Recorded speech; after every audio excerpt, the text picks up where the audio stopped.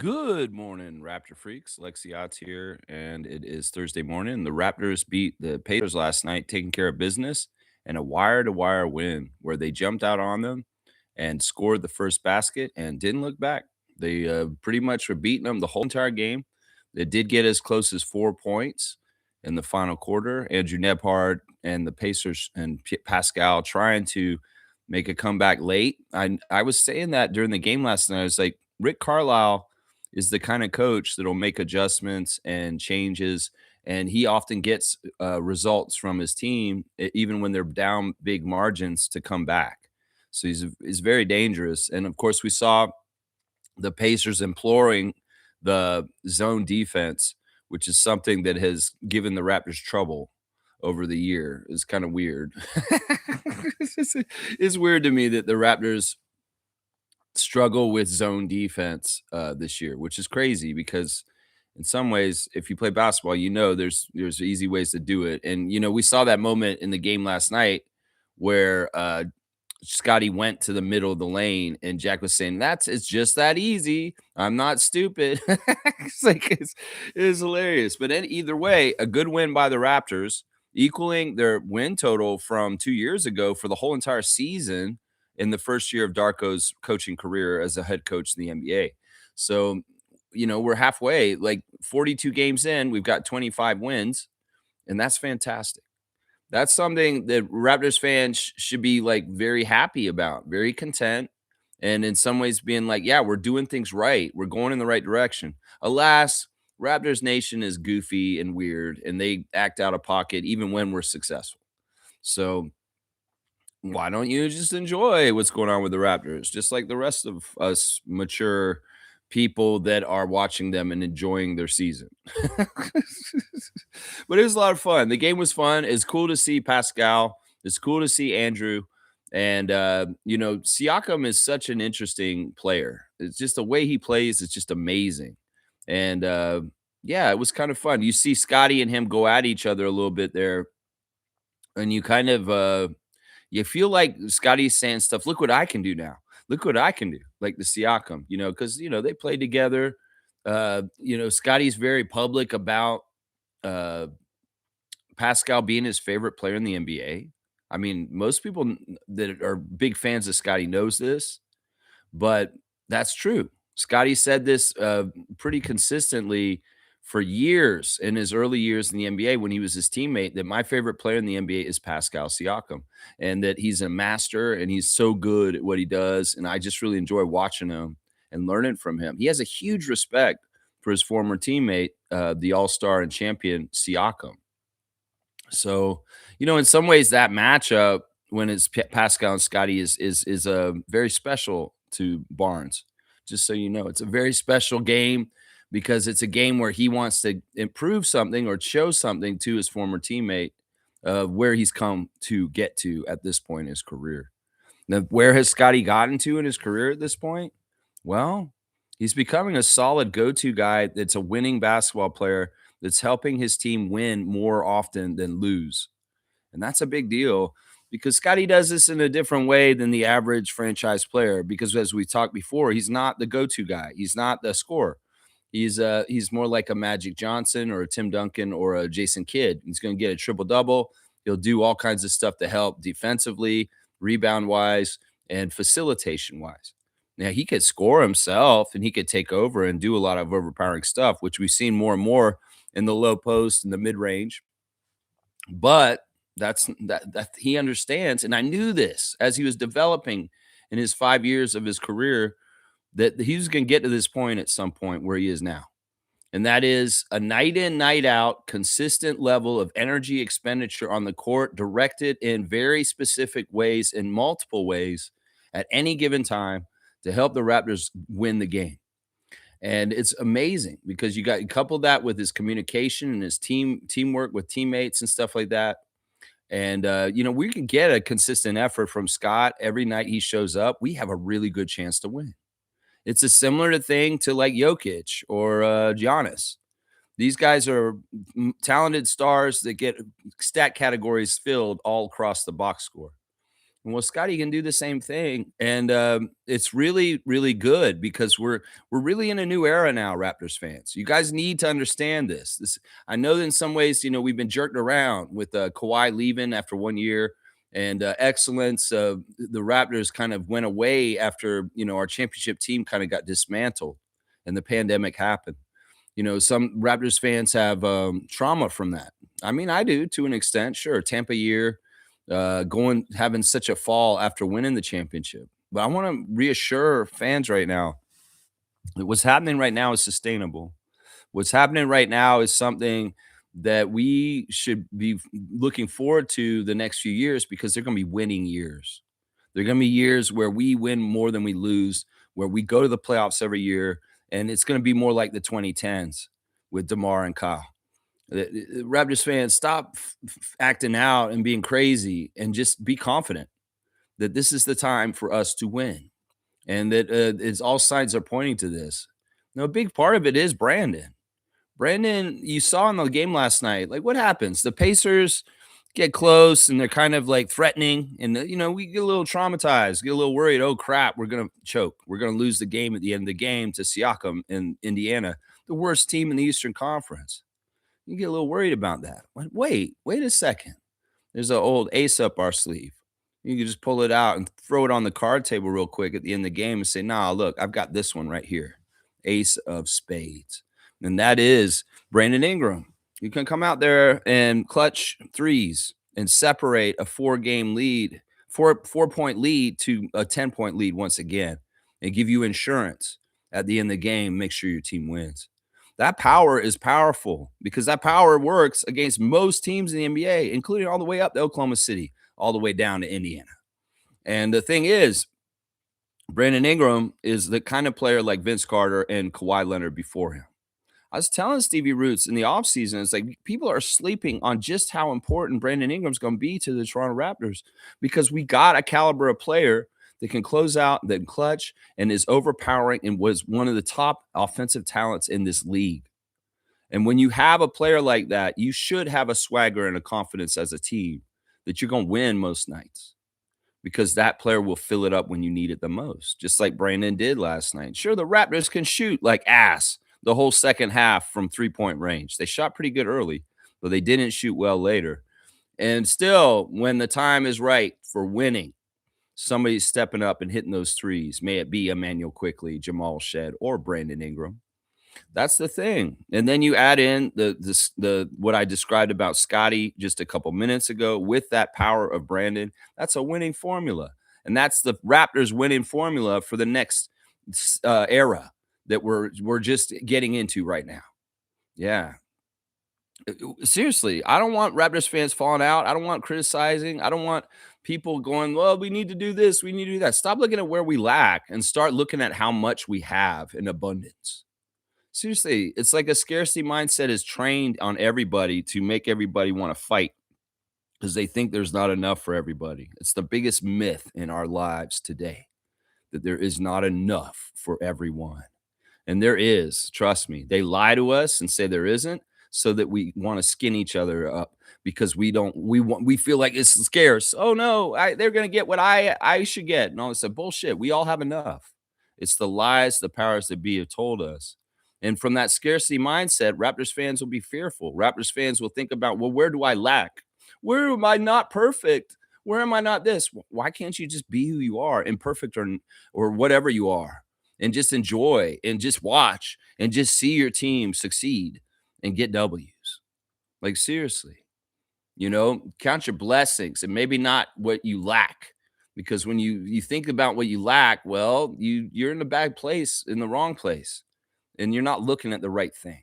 That's what I'm saying right there. Yeah, let's check in on you guys on the chat, and we'll do the stars of the game. There is a G League game today against the Capital City Go-Go.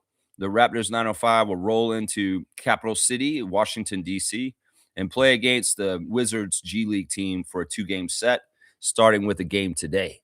So, yeah, we'll go over that and get that ready for you. Actually, let's do that first. I always like do the preview right away at the beginning of the game. The referees for tonight's Raptors 905 Capital City Go-Go game. Crew chief is Cameron Jelenis, number 54. The referee is Italo Arujo, number 19. And we've got, once again, this is like the third game in 4 games that we've had this ref. Eric Alig is the umpire, number 4. He basically just traveled with the team from Birmingham to Capital City because he refereed the last game that the Raptors 905 just played in Alabama. So, yeah, there's your ref crew. Jelinas, Arujo, and Alig are the refs. Now, who are the Capital City Go-Go? We played them twice in the tip-off tournament round of the G League season, and we beat them both times, obviously, because we beat everybody all over the place. Leaky Black is on the Capital City Go-Go. Sharif Cooper is a great scorer. He's on this team. Keyshawn Gilbert, Akolada Gak. I remember Gak. Gak will be out there. Nolan Hickman, Skal Labizere. Yeah, this was a guy we were looking at earlier this season and wondering if this guy may be an answer to our big problem on the Raptors team, like the lack of one more center. And Skal Labizere is a guy that maybe we could check out again tonight and see if he's progressed in his G League year. Since we saw him earlier this year, he was looking pretty good. He was somebody that some of us in the RFF were talking about. Let's take a look at this guy, and maybe we should, think about a 10-day on this guy. Chris Mantis, Damari Monsanto, Jonathan Pierre, Kadari Richmond, and Tristan Vucevic, who, of course, is a two-way for them, and he plays for the Wizards, and he's really played a lot on the Wizards this year besides the Go-Go. Jameer Watkins out of Florida State, who is also a two-way, who's appeared with the Wizards, and Alondes Williams of Wake Forest. That's the squad for the Go-Go against 905 tonight. And it's looking like the guys that are with the Raptors are sticking. I mean, the injury list for the Toronto Raptors right now is pretty long. So Elijah Martin and AJ Lawson are probably going to be traveling with the Toronto Raptors in the near future until at least the injury list gets a little less crowded. But it may be that Andrew Jones is not going to get Martin, Lawson, and Mobo back anytime soon, considering the injuries. But they haven't missed a beat, and they continue to collect the W's regardless. So if you want an entertaining game tonight, check out AJ Hogart, Julian Reese, Tyson Degenhart, and the rest of the crew that play for Andrew Jones. 7:30, YouTube Canada for free. All right, Trevor. All right, wait, Trevor's not in first. It's James at the top of the list today. Let's see what Raptor Freak James is saying this morning. He is saying this to me. Lex, do you see Colin Murray-Boyles being a better defender than Scotty Barnes? They are both elite. I will agree with that. They're both. I would say Scotty's already elite. But, yeah, we saw something interesting last night with Colin, didn't we? Jack was calling it out. At some point in the game, in the middle of the game last night, Colin got drawn out of the paint to defend, and he was doing some perimeter defense. And Jack Armstrong was marveling at the lateral quickness of Colin Murray-Boyles. I mean, this is true. This is the thing. This guy has a really crazy – the secret of success for both Scotty and Colin is – the crazy Venn diagram where they all meet: speed, size, and strength, and quickness. It's all there. And even good hands, big, strong hands. That makes them like supreme elite defenders, because to have that combination of strength with the lateral quickness is so rare in NBA players. In fact, that is probably one of the biggest reasons why Scotty and Colin got drafted by the Raptors, is because on their metrics from the combine, they could see, well, look at this. This guy benches this, and he's this strong, but he's also, look at how quick he sidesteps. Look at how quick he moves this way. So there's a lot of future for Colin as he gets more knowledgeable of the NBA and the specific individuals, because that's part of it. You come in as a rookie, you're doing the basics. You're just trying to learn the defensive play sets that Darko's laying out for you, but you're not really getting into the nuts and bolts of individual matchups in a deeper level yet. You're just basically doing the basics. This is your protocol. This is what you do if you're in this situation, hedge this way, or come and help this way, or this and that. Now, as you get more accustomed to the NBA, and you learn the specific players in the NBA, you tailor make your defensive assignment for the night later. And Scotty's done that now. He's at that level 5 years in because he's got that range where he's got to guard a 1 all the way through a 5 on any given night. He may be guarding Embiid at the beginning of a Sixers game and guarding Maxey at the end, like what happened earlier this week on Monday. So that's the interesting thing about the journey for Colin Murray-Boyles is he's got to get the basics down and just the sets down first, the footwork, the spacing, the placement of where he's supposed to be at any given time in the scheme of the defense, and even in this defensive switching from the different kind of sets we do, from maybe zone, man-to-man, whatever. Once he gets more years under his belt, he'll start looking at things as individuals that he's lining up with, and he'll learn them, and he'll be even better from that.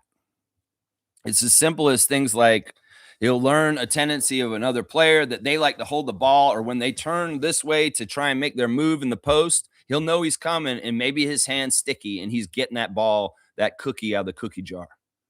You know, there's a definitely a huge room for growth for Colin Murray-Boyles. The other thing that's really interesting about him for his defense is that he's a baby strong right now, and he's already really crazy strong. Scotty came in the league and he was already pretty strong, but he's stronger now at this point than he was when he was a rookie, right? Yeah.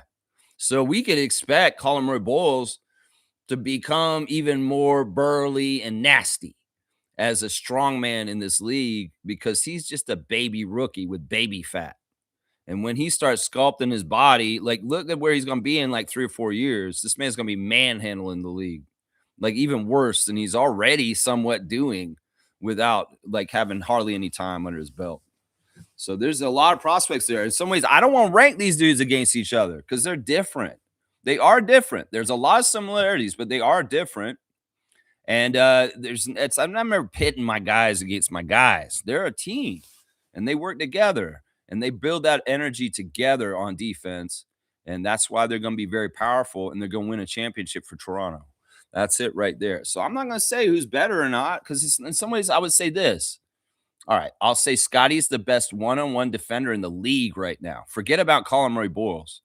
He's the best one-on-one defender with anybody in the league. If you take any random player from the NBA and you put them across from Scotty, he will be able to guard them better, any random player, than most players in this league. Sure, there's guys like Giannis. There's guys that are similar to Scott with a similar kind of talents that maybe can do a similar job to him. But I'm telling you right now, Scotty is one of the best one-on-one defenders against any random player in this league right now. And Colin isn't. Colin is still green.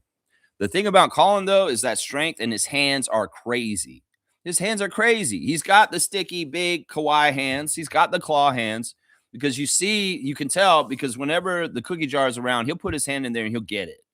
If there's a loose ball on the floor and it's 50-50 and anybody can get it, he's getting it because the ball just seems to stick to his hands. Then he grabs it and it's like he can palm the ball and he's strong enough that he can't get the ball out of his hands. He's grabbing it. He's taking it. How many times have we seen in a crowd, the ball's loose and Colin Murray-Boyles ends up with it when everybody's standing there? Yeah, that's what I'm saying. So he has some really good physical gifts already, and he has a lot of room to grow. But I'm not pitting them or ranking them against each other. I'm just glad both of them are on our team. That's what I'd say right there. Yeah. Trevor J's words of wisdom. Life will punch you in the mouth. Plans will fall apart. People will flake.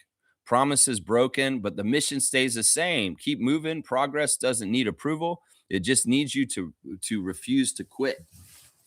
I like that. I like that. Keep going. Keep going. That's right. That's a big mantra in my life as far as running this channel, and keep on going, Lex. That's right. Every day you committed to doing this, you're doing it. And well, we thrive in abundance while we do this. That's right. Don't we, Trevor? Thank you for the words of wisdom. Blessings to the Jones family and all the Raptor Freak families. That's right. Trevor's saying, great win by the Raptors, wire to wire, great performance from Grady. Yes, we saw Grady wake up and have a very interesting game last night. You know, when people are out of the way and kind of he gets more time, you know, he can do this kind of stuff. You know, he understands this, though. He had a really good post-game interview. You know, we haven't had Grady in the interview room very much this year at all. He had a really good game, the first game of the season against Atlanta when we won.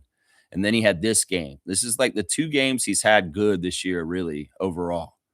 Now, when he got in there and they asked him some questions, I really like what Grady said because he acknowledged the difference between last year and this year. And he said, "Look, last year, yeah, things were going great for me. This year, the opportunities are different. My role is different, and I'm adjusting to it. And the one thing is, like, we're winning this year, so that changes a lot of things.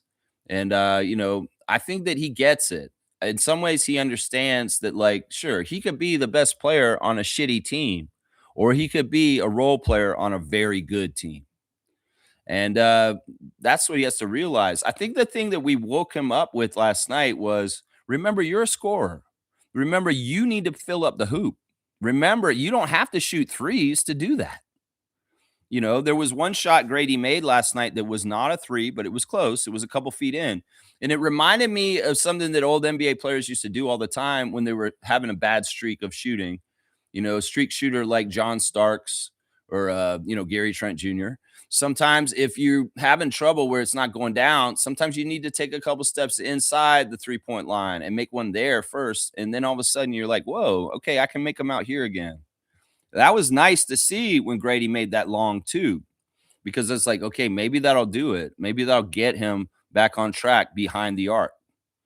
But it is a tough game in some ways for him, but also fantastic. And he was aggressive, he was physical, he was getting after it. We saw Grady playing low post defense on people. I think in some ways you could say Grady's excellence in the game last night was because we were playing the lowly Pacers, and their personnel in some ways is not that physical or big. And it's a little bit more of an ecosystem where Grady can offensively thrive. But this is the thing. We could have jump started him just like a car engine on this game last night. And maybe he's running now.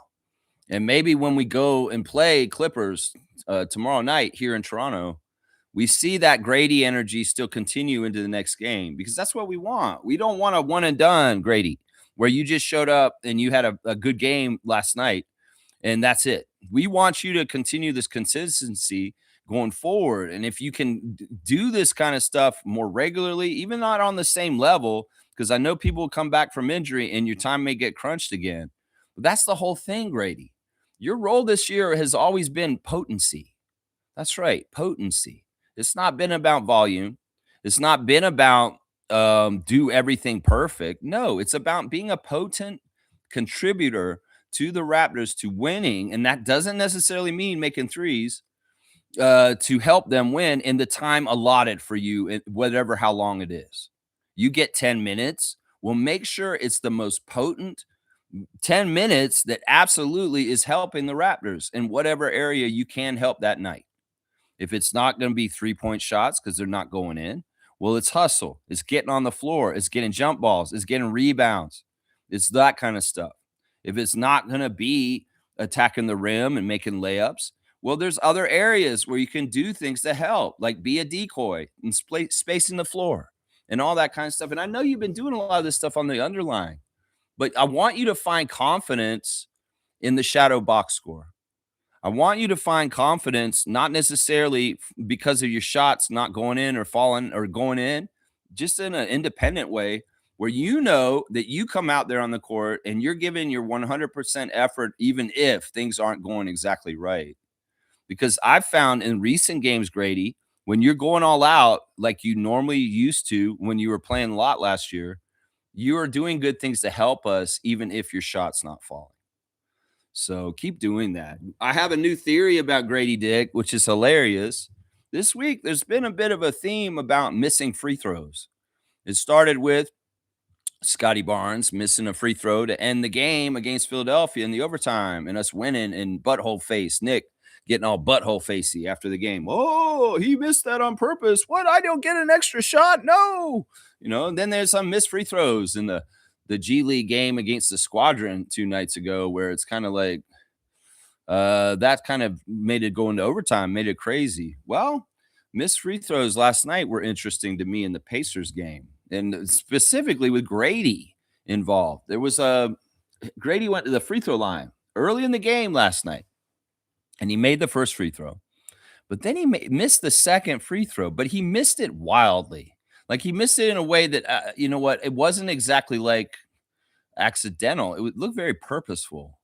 I think Grady is he was gaming this shit because what he did on the second free throw, he missed it and he got his own rebound. It's almost like you can do this, you know, you play basketball, you understand. Sometimes you can throw the ball up and often either you have a teammate that's going to jump up because you know they're a better rebounder than who's underneath the basket, or even yourself because you track the ball because it left your hand and you can kind of tell where it might be going on its trajectory.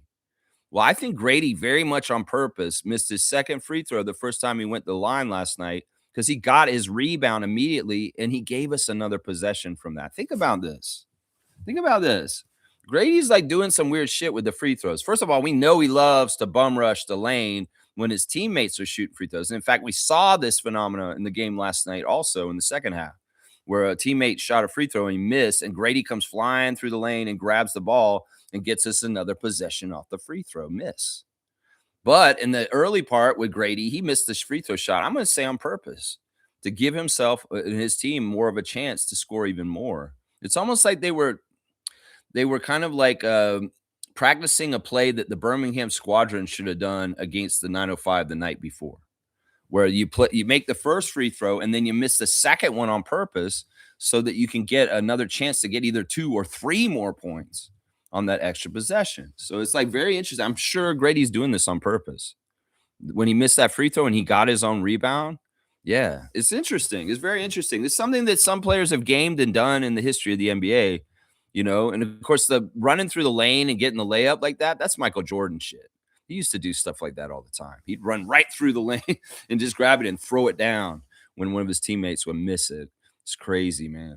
Trevor's saying Ingram interview was funny. We could have done this at the house. Yeah, the interview with Ingram after the game was very short. And that's why Brandon at the end of it said, we could have just done this at the house. Whose house? You're in Indiana, man. I'm like, whose house do you mean? You could go over to Siakam's house. We could have done this at Siakam's house. Oh yeah, let's go to Siakam's house and sit in his interview in his living room and do the post-game Raptors interviews there. Yeah, the interviews were really short last night after the game. It's like Darko came in and did 2 minutes and left, and Brandon was like a minute and a half. Grady was like about 2 minutes.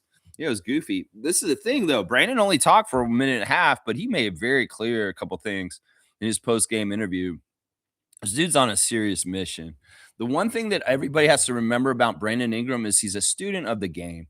He loves basketball. He loves basketball so much. He's in heaven playing for the Raptors in a system and an organization that's just really run right and has all their shit together and are organized. He loves this so much, guys. In some ways, it's like, sure, he got 30. Sure, he got the game winner, but that isn't even what is delighting him. It's just the idea that you have a coach that's a tactician, you have a team that's playing all out, you have talent next to you that is going to help in different ways that you can't help, but you can have a very integral role and a very important role yourself. He's thriving and he is loving this so much. And the way he talks about the team in the interviews is very cerebral, is very, very dialed in and on a very high level. You can hear him talk about what we're doing on the court. And it's basically like, like I said, he's a PhD student in the NBA and playing in the NBA at a highest level. And you got to love that, man. He's reveling in this. He loves this so much. I can tell Brandon has been just ecstatic since he's been in Toronto Raptor. And the challenges and the journey and the way it is being on the Raptors, he's just enjoying immensely. I can tell so much, man. There's just a light in him. And the fact that, you know, he gets to be a hero and make some big shots at the end of the game. And like, you know, this is really good things that are coming for us, guys. You've got to understand this. And Brandon's a real one for us. He's no Kawhi. He's no Vince. This dude's going to stick by us and he's not going to stab us in the back. I can tell, guys. He will give back to what gives to him like this. And Raptors fans should be confident that Brandon Ingram's here to stay for as long as we pay him. And he will be helping us win and close games for the near future in the next few years. So, yeah, this ain't no Kawhi one and done. Get used to this, Raptors fans, and understand Brandon's not going anywhere and Scotty isn't either. And these guys are ready to start winning some championships for Toronto. And we're going to get that second Larry O'Brien, seriously, because the mix is right. We're not building this team with knuckleheads. We're not building this team with false hope, fool's gold players like Joel Embiid and Trae Young.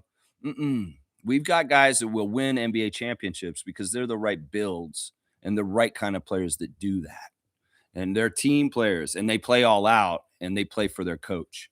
So, yeah, it's amazing, man. It's amazing. Trevor's saying that Indiana coach Rick Carlisle said Scotty should be an all-star. Yeah, well, that's like the sky is blue and water is wet. Yeah. Well, Rick Carlisle, let me just take a second to congratulate you, man, on 1,000 NBA wins. This guy is a coaching legend on the down low. He's been very, very longevity. He's one of the greatest, nicest coaches in recent history in the NBA, just as a person. He's just a fantastic person. DeMarcus Cousins may have made some jokey, dumbass comment about Rick Carlisle recently, which is stupid. He said something like Rick Carlisle was trying to get me to come play for his team, and he started sending me weird selfies and stuff like that. And I was like, who the hell is this guy? I'm like, you know what? You're the weirdo, DeMarcus Cousins. You're the weirdo, not Rick Carlisle. He's the one with the championship, bro. But yeah, congratulations to Coach Carlisle on his huge accomplishment recently of getting to 1,000 NBA coaching wins. That's a big deal, man. And like, honestly, seriously, the Pacers organization is one that I don't hate. They're a team that I have a lot of respect for. I was a big fan of Reggie Miller's when he was playing way back. And they're a team that I've always kind of like had an affinity for on the down low, but I'm going to pick the Raptors over them every time. But having Siakam there and the Canadian guys, it really makes me love that team even more. And I wish they had kind of beaten the Thunder last year. I really do. I was totally hoping they'd win that game 7 and Siakam would be a champion with 2 different franchises. So Pacers fans, if you are watching me this morning, I was totally rooting for you guys in the 7th game last year. I totally was. Yeah. But yeah, water's wet. Scotty's an all-star. We know this. That's right. James is saying this. I recently picked up Day'Ron Sharpe off waivers. Past 4 games, he easily averages 10 rebounds per game, but only plays 20 minutes per game. Solid production. This is the type of player we need as a backup. Yeah, I won't disagree. He's my number 1 on the wish list.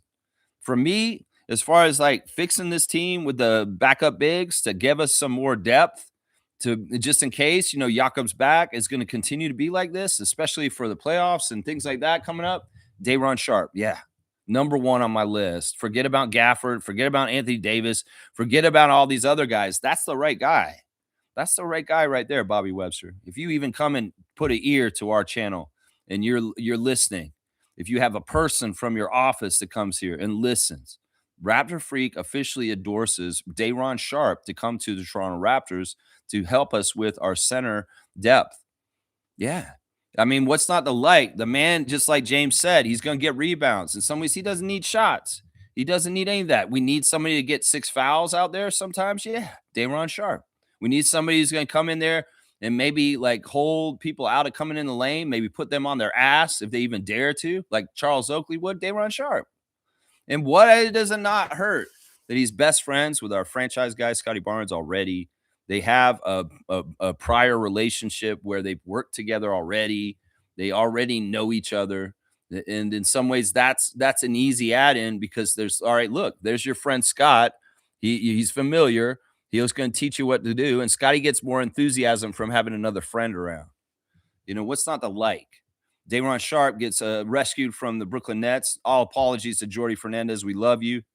But yeah, I think he would like being on the Raptors. And I think that Scotty would very much love to have another good friend on the roster running around with him across the country playing NBA games.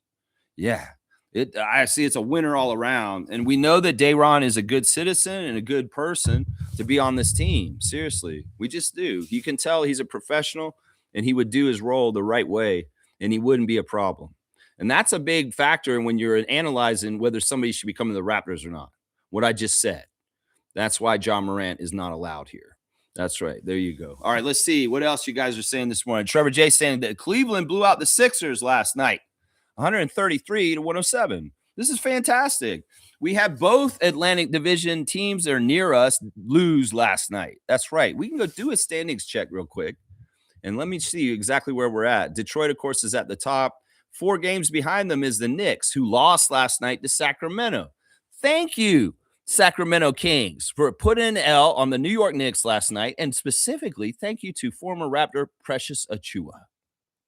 Guess what happened there, guys? Precious got a revenge game on the Knicks for letting him go and letting him sit in limbo last summer, wondering what the hell he's doing with his life with the NBA. And then finally, Sacramento signs him at the last second, and he comes to play with DeMar DeRozan and Dennis Schroeder. Yeah, DeMar had a good game in that game, too. In fact, DeMar DeRozan last night passed Kevin Garnett on the all-time scoring list. He has passed another big name on the NBA's all-time career scoring list. And as of last night, DeMar DeRozan is past the big ticket, Kevin Garnett. That's amazing. But I love seeing a double-double from Precious Achua. Late game result with the Kings beating the Knicks and keeping them closer to us. We win last night, the Knicks lose, and the Sixers lose. And the Sixers go to a game and a half behind us, more breathing room, getting them off our backs. And, well, the Celtics have lost 2 in a row. The Knicks have lost the last one, and we are sitting a half game behind the Boston Celtics and a full game behind the Knicks. And we are right there within striking distance to try and get to second or third in the Eastern Conference. Yeah, we're not moving down. We're going to go up. That's what I'm saying right now. We have 7 games for the rest of this month, and I'm saying right now we could win. Actually, we'll just talk about the road trip coming up with the Western teams. We'll forget about the New York and the Orlando game at the end of the month. There's 6 games on this road trip. And if we win 3 out of the next 6 games, that's a really huge accomplishment. If we get 4 out of the 6, woo-wee, that's even better. That's even better. But yeah, this will be a good litmus test, a good test for the Raptors to see where they actually are against the supposedly much tougher West that has the tougher teams and it's harder to beat. If we beat Western teams, well, the NBA's media eyes will open up and say, wow, the Raptors really are for real. They're not just beating Atlanta and Cleveland and Indiana, but they're coming over to the west side of the country, and they're beating up on Western Conference teams now. That kind of stuff will get the Raptors notoriety and attention across the league, and they'll start saying they're real ones for this year. If we start beating West teams when we go on this trip. The Clippers are a losing team. We'll see them at home on Friday night. We should beat their ass. We should beat the Clippers' ass on Friday night just to get them back for Uncle Dennis and aspiration kind of bullshit. And that's what I'm saying. And the other thing is if we beat Western teams and we start really showing that we're that powerful, Coach Rajakovic is going to be a top of the list Coach of the Year candidate. I'm telling you right now, this is the future I see coming up for the Raptors right now. Is we're going to go out west. We're going to do way better than anybody expected. And all of a sudden, there's going to be a lot of people talking about the Raptors being for real around our league all of a sudden. I'm telling you, this is coming. I mean, we did a skeleton crew last night. We had a laundry list on our injury list right now. We played with who we had, and we still dominated. We still were very powerful, and we were still badass. So it's like, well, we didn't have IQ. We didn't have RJ. We didn't have Jakob. We didn't have Jacoby. We didn't have Sandro. We didn't have Garrett Temple. You know, we didn't have half our team last night. And we ran the whole game wire to wire against the Pacers. Sure, I know it's the Pacers. But I'm just saying this team is a lot more powerful than the NBA is giving credit. And maybe even Raptors Nation is giving credit to. Seriously, our own fan nation may not be giving enough credit to how powerful the Toronto Raptors are right now. And, well, y'all might wake up when we go out west and we start beating Golden State on their home court. We beat Portland. We beat Sacramento. Yeah, maybe even give a good run to the Thunder when we get to Oklahoma City. Yeah, this is going to be a good test to see where we're at. Yeah, by the time we get to Oklahoma City. That's right. By the time we get to OKC. That's right. That's right. Yeah, I love that Cleveland blew out the Sixers and Joel Embiid and them. That's fantastic. Good job, Cavs. You're doing your job. You got swept by us, and now you're beating up on teams that we want to lose. Thank you, Cleveland Cavaliers. That's what I say right there. Fiercely Salsera saying this. Good morning, fam. Happy post-game day. I love seeing Scotty's evolution more and more. We see building around him was the right decision. Defensive Player of the Year, all-star caliber. Yes. Yes.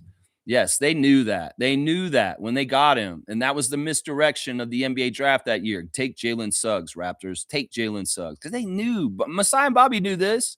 A bunch of people in the NBA knew this about Scotty Barnes, and that's why they wanted him to be on Orlando Magic. But Masai said, "No, no, no. I'm in front of him in the queue, and I'm going to take this before the Magic's pick at 5." And Raptors fans got all crazy and weird because they didn't pick Jalen Suggs. Fuck that.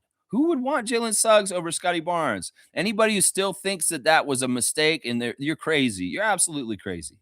These are totally different kinds of levels of players and the effect that they can have on the game right here. And that's why Masai said when he drafted Scotty, he got the hardest part of building the next championship done and acquiring Scotty Barnes as our franchise player. Oh, yeah, for sure. That's right. Fiercely saying, so happy Grady had a bounce back game and a double-double. His first one ever, which is weird to me, man. I mean, I get it. In some ways, Grady doesn't get a lot of rebounds because in some ways he just doesn't get in there and mix it up. But I guess with the Johnny Furpy and the Pacers and them being kind of shorter, Grady could go in there and do that. Darko was joking after the game that Grady was wrong for getting 11 rebounds because he stole rebounds from Scotty and him getting a triple-double. It's so goofy, man. Come on, Darko. Don't. He's like, I'm kidding.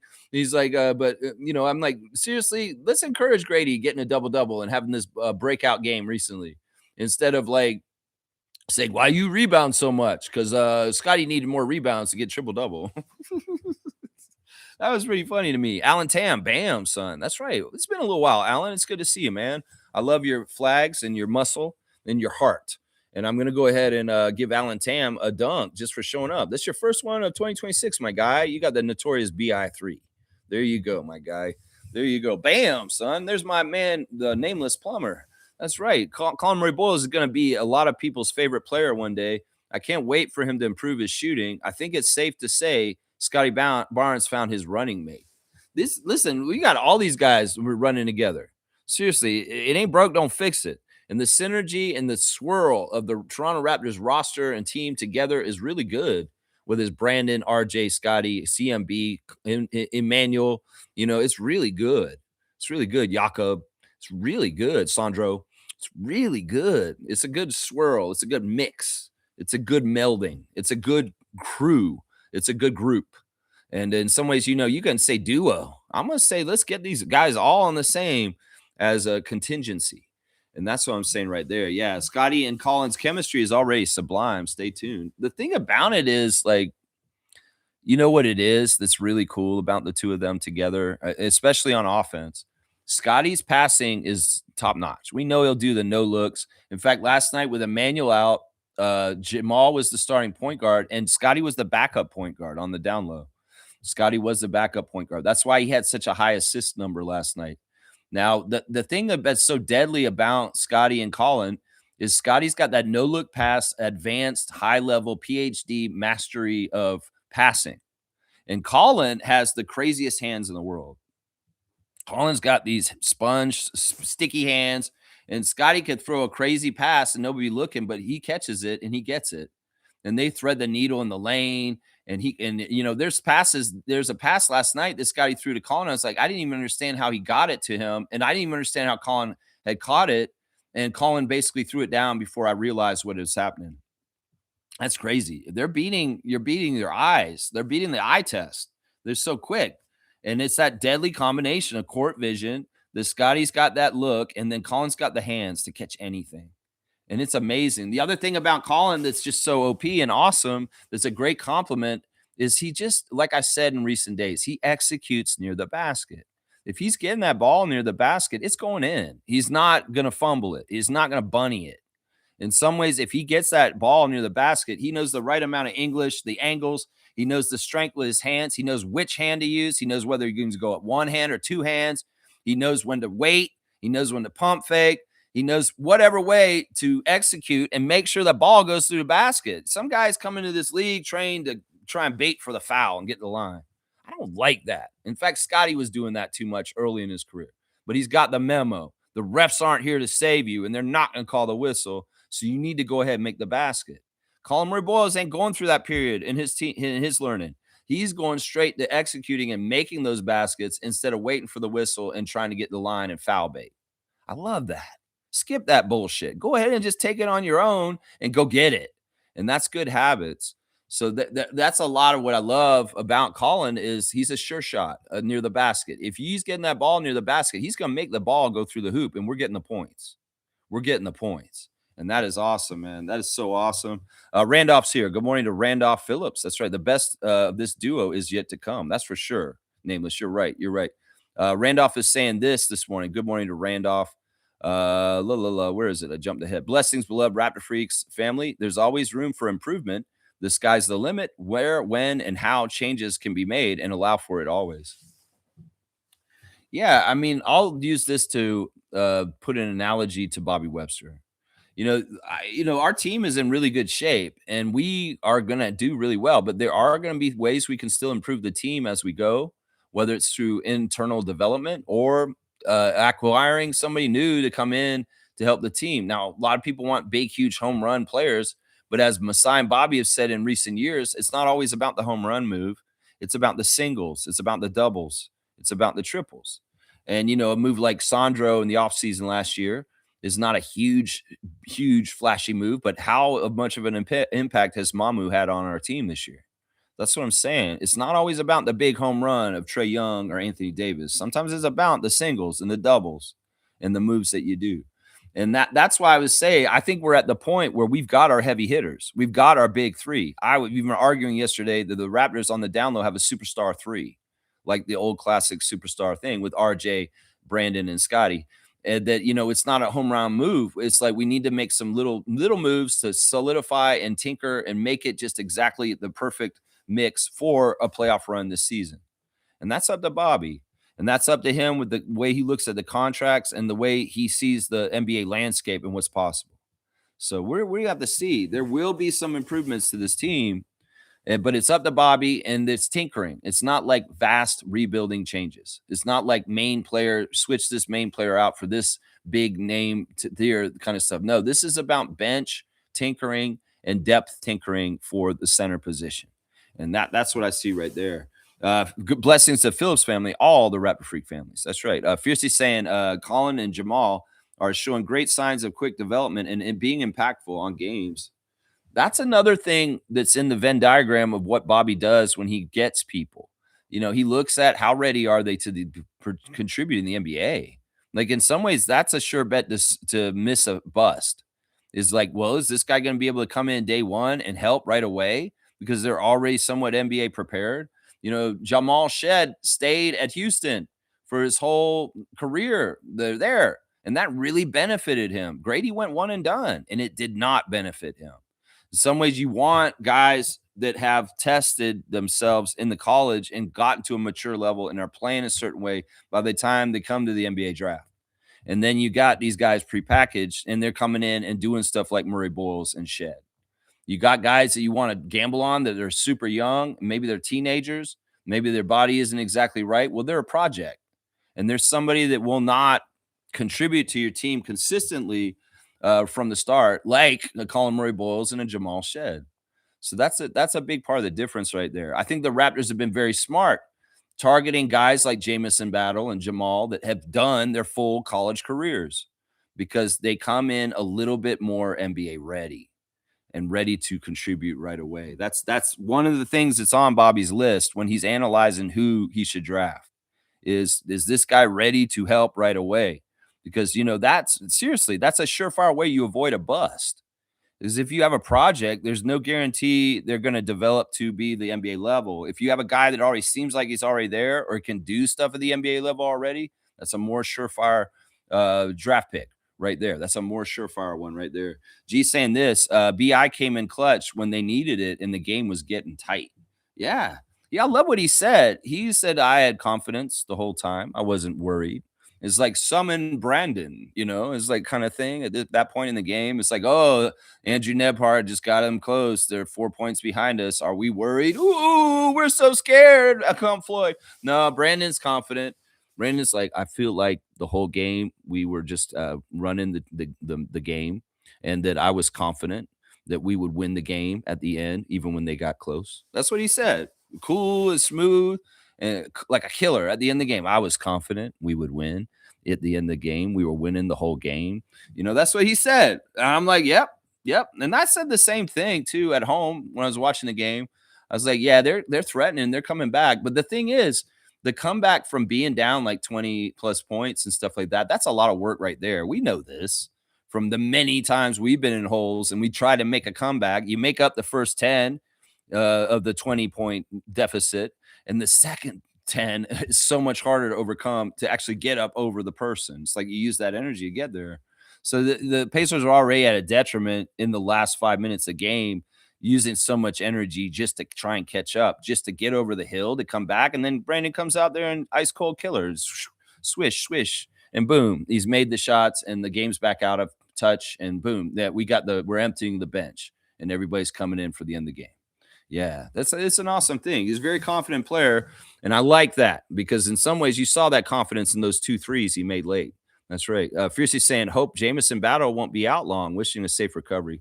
Yeah, that looked like a standard ankle twist, just like that. This has really been a rash lately of injuries. Next man up, but the potential for people to come up and step up and show things to stay around on the Raptors is happening.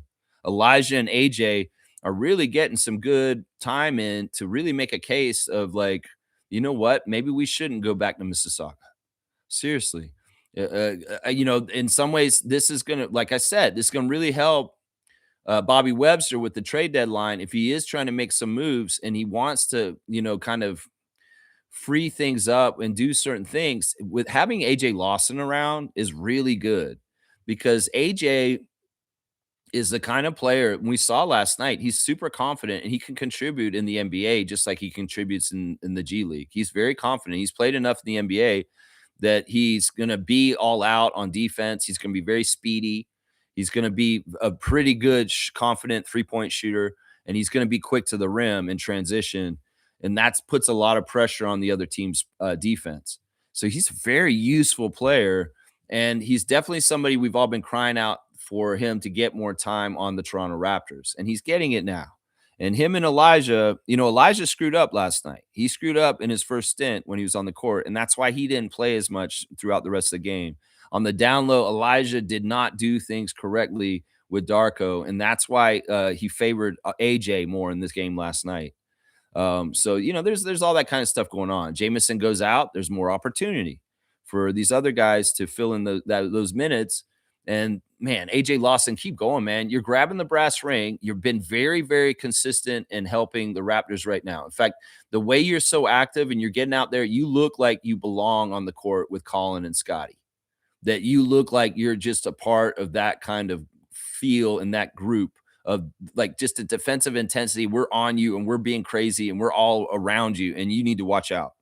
Because AJ is one of those guys, just like Jacoby, he'll sneak up behind you and he'll take that ball from you when you're not even looking. So, you got Colin and Scotty trying to do stuff in certain ways on defense, like we've been talking about already. And then you got AJ lurking and running around and being a grifter, coming around to snatch things. Ooh-wee. That's a good defensive combination right there. I'm telling you right now. And they're getting their time. They're getting their time and they're proven. And, that's the thing. Injuries are going to happen in the NBA. Opportunities happen also. G saying Kareem called Grady's comeback game last night. Yeah. I was kind of hoping this would happen. I felt like the settings for Grady to have a huge game last night were there for sure. I mean, it's just the makeup of the Pacers. In some ways, that game last night isn't totally a good gauge for anything because the Pacers in some ways are very undersized. They're very they can be pushed around. It's tough. I feel bad for them. I heard them lauding Jay Huff as the replacement for Miles Turner, but they sounded crazy when they were saying that. Matt Devlin and Jack Armstrong, so they're lauding him, saying he's this and this. He's doing so good at this and this. And I'm kind of like, okay, he could block some shots. But, man, how have you guys done at defending the paint at all against the Raptors? Yeah, nothing. They couldn't do nothing there. That's right. Stargate saying this. Good morning, Raptor Freak family. Be careful out there today. I had a heck of a time driving home from work this morning.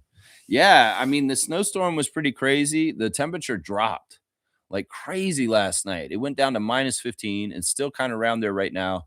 And there is a ton of snow out there. Yeah, there's fresh snow out my yard. I'm looking at it right now. and it's still coming down. It's supposed to come down till about 1 p.m. this afternoon. So it's going to be continuing. I got up and I opened the window this morning and I saw bunny tracks in my yard, and I saw the bunny.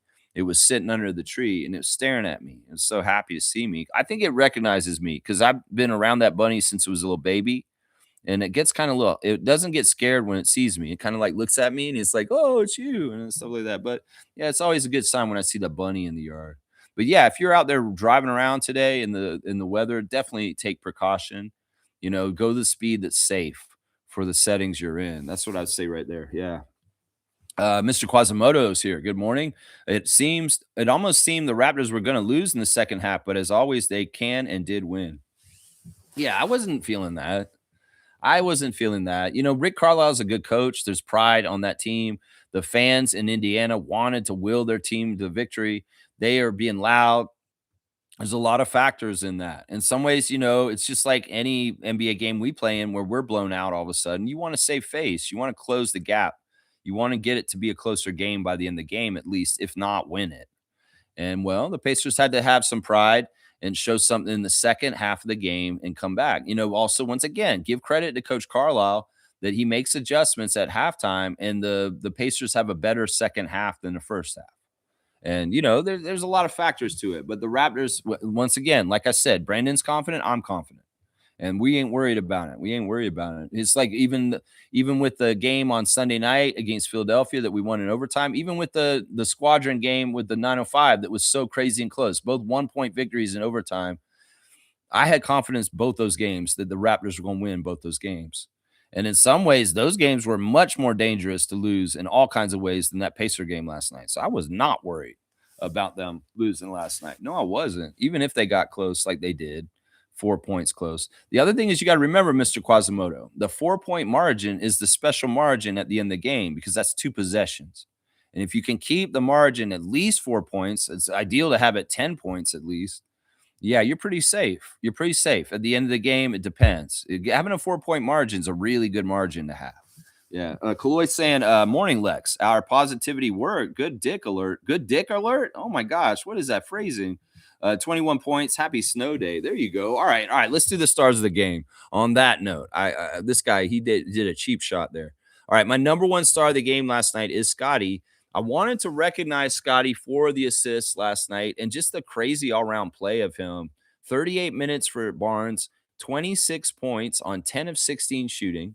He was really smart with how he played. Early on in the game, Scotty did a couple moves right away at the beginning of the game, and we're like, oh, nobody's going to stop him. He can do whatever the hell he wants tonight. Seriously, you saw how he took the shots and how they weren't even coming to get him in the middle of the lane. And he just stood there and he just shoot the shot and it swished right through the basket. That's some of the easiest shots Scott's made all season. Seriously. And, they had no answer for Barnes in the lane, in around that area with any of the turnarounds or the shooting and stuff like that. He was absolutely could eat them alive. And it was evident right from the beginning of the game. I was saying that in the Discord chat. I was saying, man, Scotty can do whatever the hell he wants in this game. No one is going to stop him. Nobody will stop him. And that was true. 10 for 16 is that kind of shooting. 1 for 3 from 3, 5 and 9 at the free throw line. Now, Scotty, this is the weird area. This may have been the worst part of his game last night. Scotty was missing free throws last night. He's been such a good free throw shooter this whole season. He's like an 85% free throw shooter for the season. And for some reason, he wasn't making the free throws last night, which was weird. Sometimes that's a lack of concentration. Sometimes that's just kind of an off night at the line. And I'm okay with it because if there's a game that he's going to have a bad free throw shooting night against the worst team in the Eastern Conference and also a game that we're pretty likely to win, go ahead and get that bad free throw shooting game out of the way against Indiana, Scott. Seriously. But it was ridiculous. He missed 2 in a row at one point. I'm like, what are you doing, Scott? 5 for 9 from the free throw line last night. 4 free throw misses is very uncommon for him, unless it's very on purpose, like it is at the end of a Philadelphia game. 7 rebounds. See, Grady, you should have gave him 3 rebounds, according to Darko. 13 assists, 3 turnovers, 2 steals, and 1 block, plus 14. Darko did orient Scott before the game, saying you're going to be the backup point guard, so focus more on playmaking and setting up your teammates. And Scotty, boy, did he take that assignment and get A++ on that last night. Boy, did he. Yeah, my second star of the game is Colin. I want to give Colin. No, wait, it's Brandon. It's Brandon. It's Brandon this time. Brandon first, because Brandon hit the key shots at the end, and he had a fantastic shooting night. Fantastic shooting night. You know, there was this period of the game where he couldn't make some stuff, and it was kind of weird in the middle. But at the beginning of the game and at the end of the game, Brandon Ingram was making his shots. That's for sure. 36 minutes, 30 points on 12 of 23 shooting. I think he has like 5 or 6 30-point games for the Raptors this season, which is phenomenal. Really, really good. 12 of 23 from the field. That's fantastic. That's over 50% shooting on high volume. 30 of 6 from 3, 3 of 4 from free throw, 7 rebounds. You got to love Brandon getting the boards, man. Like, seriously, there's a lot of games in Brandon's history where he gets a lot of points and no other stats. And him branching out and going after rebounds, him getting assists, him getting blocks. This is fantastic. He is a more complete player as a Raptor. 4 assists, 1 turnover, 1 steal, and he was even. He wasn't even. He was even, not a plus or a minus, even. All right, the third star is Grady. Grady got the chain, rightfully so. It's really nice to see Grady get the chain. He was so triumphant in the middle of the team photo from the locker room last night with his big pose with the chain around him and everybody smiling all cheesy around him. That's awesome. No, we needed this. Grady needed this. It was nice to see Grady smile. It'd been a while. Like in some cases, I'd be seeing him and it looks like his soul is just draining out of him because of what's happening with him. So he really needed this game. And once again, it wasn't really the 3-point shot that got him this. It wasn't at all. The man was 1 for 5 from the 3-point range. And it was nice to see him finally hit one. But it wasn't that. It wasn't that. In fact, and somebody said this in the Discord last night. I think they're exactly right. Grady needs to work from inside to out. That's what I'm saying. All right, we're going to go to Calgary, Alberta, Canada real quick, guys. We've got the Sheriff Seymour Pape. Sir, you want to do 4 quarters? Let's go. All right, first quarter. Seymour Pape is in the house. Before we get into, let's address something though. Let's address something. Okay. Would you not say? I guess it is because it's sports. Well, there's a lot of seesaw fans. You know what I mean by a seesaw? The shit that used to be in the playground. Like yeah. Up and down. Yeah. It's like, I'm happy for Grady too, and I'm sponging off what you just said. Like, I'm happy for Grady too, but it's crazy because just 2 games. If we rewind just 2 games back, there was people in the chat. I'm not saying you because I didn't hear it come out of your mouth, but people in the comment section, a lot of fans, we should trade Grady. We should move Grady. Now Grady gets the chain, and I'm seeing the love that you have for Grady. You're like, he really needed this. And he did. And that, but there's a lot of seesawing going on because it's like, if a guy has a bad game, IQ has a bad game, or he doesn't put up the numbers we're expecting. People are talking about ship him, move for this, move for that. But the guy hits a game winner, and everybody hugs him like it was a brand newborn child or something. It's like, what the heck is fun? You know what I'm saying? That's the seesaw thing back and forth with the. To me, Seymour, and you grew up. You were out here in Scarborough. You've been in Toronto. You've lived here before, right? Yeah. You know how it is with the fans for the Leafs and the Jays and the Raptors. It's about what have you done for me lately? It's Janet Jackson kind of thing where it's like, look, if you're not winning, I'm not supporting you. There's fair weather fans in this city. There's people that will they feel like and they're entitled and they feel like the teams have to deserve their fandom. There's a certain percentage of Toronto sports fans that have this mentality, and it's really annoying, honestly. It's one of the things that I fight against often. It's like ride or die with them, stick with them through thick and thin. They're the same fans that'll say if this Raptors team is losing this year, I'm not watching them. If they're winning this year, I'll watch them this year. They're the same fans that won't go to Rogers Center unless the Blue Jays are high in the standings, So I think that's more of that phenomena, I think that's more of that, so... Yeah, you're right. Because you even got me on that point when you said, the people who left the game early in the fourth quarter. See, I never looked at it that way. I was like, man, the game was a blowout. It's like a lot of people, they didn't want to see that. So they got, but you're right. Like, you got to stick to it, right? You got to stick to it. Win or lose, you got to stick with it. So you got me on that one for real. Got you on that one. Awesome. All right, let's go. First quarter. What's this whole thing about the Darko facial expressions? Have you seen everybody doing it? About Yeah, no, this is cool. I like this because in some ways, this means that Darko really has a good connection with the players because they don't even have to say words. It's almost like he can they've been working together with him a couple years now so that he can honestly just give them a look and he doesn't have to say what he has to say to them. And they can actually get the message that way. It's really, really good in a loud arena. It's really, really good for processing quickly without having to spell it all out and say it. You know, if he can look at Shed and he can be like, and like, and Shed's like, I know, Darko. This is fantastic because this means we have an unwritten language and communication with our players, and that expedites communication in all kinds of good ways, and means they're on the same page. So it's good. So so Darko, because he wasn't doing that, or was he doing that in previous seasons, or do you think he's just getting there now and we're seeing his coaching like improving? I think that it's just something you develop over time with familiarity. And that, you know, they probably like each player's probably got certain things that they need to work on, like their Achilles heel, as far as like, this is my weakness. And Darko's working with them as development coaches. And in some ways, they could talk about things in practice, they could talk about things in pregame meetings, all kinds of stuff. And Darko can just refer to it, or he may even, you know, just like I said, he can give them a look and they know exactly what he's going to say. And that's a great shorthand to have as a coach to players. So, yeah. So second quarter. Okay, so between Lowry and Giannis, right?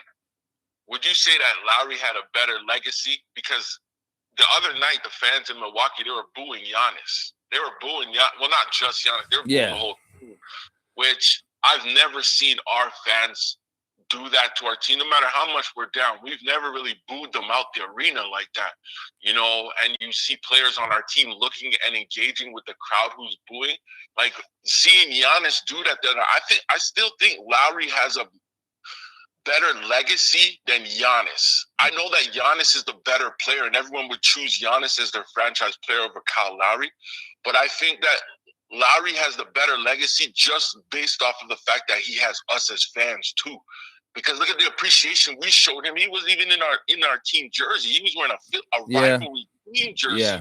We got a standing ovation. Like the whole rivalry between Toronto and Philadelphia, it died there for like, it was like a ceasefire. Like both sides were waving the white flag. Yeah. I think your original question and what you're saying is kind of misunderstood, because in some ways, as you said, they were not booing Giannis. But Giannis is confused. Giannis thinks that they're booing him. In some ways, that shows that Giannis sees himself as the center of everything in Milwaukee, which he is, and that he stands as the leader. And if the fans are going to do that, he's standing at the front and saying, "Oh, you're booing me." I don't think they were specifically booing Giannis. I think I said this in the last couple of days when this happened, that the Milwaukee fans are pissed off about their team, and it's more like they're manifesting anger with the build of their team. And honestly, I would interpret it as the fans are mad with the front office. And you know, if it's an effort on the floor, if it's whatever, I mean, you know, the thing is, like, Giannis has gotten confused in certain places. And I don't think, I mean, if you really analyze the relationship between Milwaukee and Giannis and the relationship between Toronto and Lowry, they're very similar. And I don't think that this is a competition. I think if you're saying who has a better legacy, that's tough to make a case that Lowry's is better than Giannis's, just because of his Giannis's individual strength as a top player in the league, and Lowry and what his place is. Now, if you're talking about fan adoration, well, this is not totally fair to Giannis either, because he's been super popular. He may be the most popular player in the history of the Milwaukee Bucks franchise. And Kyle Lowry, we know, has had periods of time. Like you said, that we never booed the Raptors like they did that day, but that's not true. There have been times where the Raptors fans have booed our team on the court at Scotiabank Arena. And in fact, those times have happened while Kyle Lowry has been on the team and on the court. So I don't know. This is a hard comparison. Obviously, Giannis is the much better player. I would say that their legacies are very different, and both are very important, and they're hard to kind of compare, is basically what I would say. So, and probably because I'm Canadian and, you know, born in Toronto and everything, I'm gonna lean towards Lowry. Yeah, so, I mean, I'm gonna say Lowry's is more important to me personally, but I don't disrespect the fact that Antetokounmpo did bring another championship to Milwaukee, and that he has absolutely been one of the most important players in that franchise's history ever, if not maybe the most important player ever in the history of that franchise. I mean, Kareem, Oscar Robertson, but like Yeah, Giannis is up there with those guys, right? So yeah. yeah. Third quarter. Okay, yo. So I know you seen the thing with John Morant beefing with his teammate during practice and stuff. Yeah, Vince. Yeah, Vince Williams. That, he's not down with them and he's out. He does want out. But isn't it weird that they're always throwing us into the trade blender? Like, it's like, why do they keep putting us into the trade blender? First off, I know there's some people who want John Morant. I don't want him here. And I don't either. I don't either. Go ahead. He doesn't fit what we're doing. Like, we're one of the worst shooting teams, and he can't shoot. He can't shoot. He can't put a brick in Lake Ontario. Yeah. You know what I'm saying? So it's like, nah, we don't need him. And then if we lose quickly, who they're talking about moving, and you're gonna move Abaji too, I think that helps Memphis in a way, because Memphis they're losing from Bane. Bane is a great shooter, and he went to Orlando. They're missing from shooting. They thought Caldwell Pope was gonna do it for them, but he's not. So if you give them quickly, you're giving them a Bane type player. Remember, who made Bane was Darko. Darko made Bane. And if you give them quickly, you're just giving them back their ammo, what they were missing. Nah, I don't want. Let me get to the main point of what you're talking about here. First of all, that interaction with Vince Williams and John Morant obviously shows that Ja has got to go. This is looking like the last signs of Trae Young with Atlanta just a couple weeks ago. Also, that you hang him around too long, Memphis, he's going to probably like really make team chemistry crazy and toxic. So he's got to go. Now, I want to say this is what's going on, because you brought up that the Raptors are always in the mix with the rumors and the stuff. We were talking about this yesterday on the Discord. James brought a report from Mark Stein, who was a very reliable NBA insider for many, many years. But honestly, to me, his credibility is out the window in the last few years. And the reason why I say that is because the NBA has changed with the rumor mill and the way things are. It's not the way it used to be at all. There used to be credible sources and credible things would be said about trade rumors, but there's so much noise that it's absolutely untrue, that there's no responsibility even for the verifiable great sources of news like Mark Stein to be accurate anymore. And what we're seeing is around this time of year, every year, the trade deadline gets weaponized against teams in the league, and it happens to everybody. This is one of the worst times of the year for team unity and chemistry, because everybody's looking on their shoulder. Everybody's wondering if they're going to get traded. Everybody gets a little shaky. In some ways, this is a stress period to test teams on how connected they are and how well they're going to go through, because this is the time to rattle their cages and make them feel like they need to look over their shoulders. And I hate this time of year. It's totally been manufactured by the press, ESPN, and the NBA in itself. And it really is kind of an insidious way. Now, why do the Raptors get involved in all this? Because they want to fuck us up. They want to test us to see if we can get in the side of Oshai and Grady and Scotty and everybody's heads with worrying about changes and shakeups with us. We are fine. We don't need to make any moves, but they will intensify their noise and intensify their ideas for what the Raptors should do, and just to make things cloudy and mysterious and just confusing. And in some ways, it's weaponized at this point. It's not, we see this every year. And when do we ever really do huge things at the trade deadline? Well, with Siakam, we had to a couple of years ago. But for the most part, Masai and Bobby's history at the trade deadline is very quiet throughout the whole time that they've been around the Raptors. So it's weaponized. And I really feel like that is the whole thing that's going on right now, with all the extra noise about this player to the Raptors, this player, and the insiders in the USA are told to do this specifically with the Raptors, I'll bet. Now, it's a fact, because when you look at it, most guys who names are getting rumored around, like, they got their bags already packed, suitcases already packed, just in case they get moved, right? It's crazy. It's a really, like, I hate this, because in some ways the NBA, in some ways, to be an NBA player is a lot of privilege and a lot of like positives and a lot of things, but there are negatives too. And one of them is, yeah, you could have your whole life packed up in an instant. You have no control over it and you have to go somewhere else. Everybody in NBA fan nation, they got to remember these are human beings. And these are Yeah. people that aren't just like people on your fantasy team or people that you just root for. They're people with feelings and people that have lives and people that have loved ones and people that have kids sometimes. And this is all stuff that can affect them in major ways. And in some ways, they may have to pivot all of a sudden. Like if you were living your life and you knew that everything could just change in an instant because of a trade, like that has got to be so tough. And for players that have never gone through a trade and had to go and switch a team like that, it can be very jarring the first time it happens to them. And another thing too, like, I don't know if you remember that movie, Major League, that baseball movie. Yeah. It was like the Cleveland Indians one or something like that. Yeah.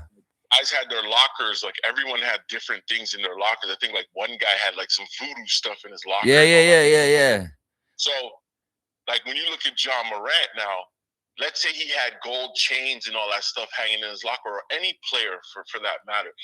And once your name gets in the rumor mill, you don't have a lot of time to pack up. So you see certain guys don't have certain things out. They don't have the jewelry out. It's just a jersey hanging in the lockers now. And you're totally right, because it will mess with team chemistry. Because if I see you pre-packing your stuff and I haven't heard that you got traded, so in my mind, mentality-wise, I'm thinking you're already looking out. So why am I passing you the ball? See, you're right. It messes with team chemistry hardcore. Yeah, and I Fred came out with a new Unguarded episode yesterday. His podcast came out, a new one. Y'all check it out, the episode 5.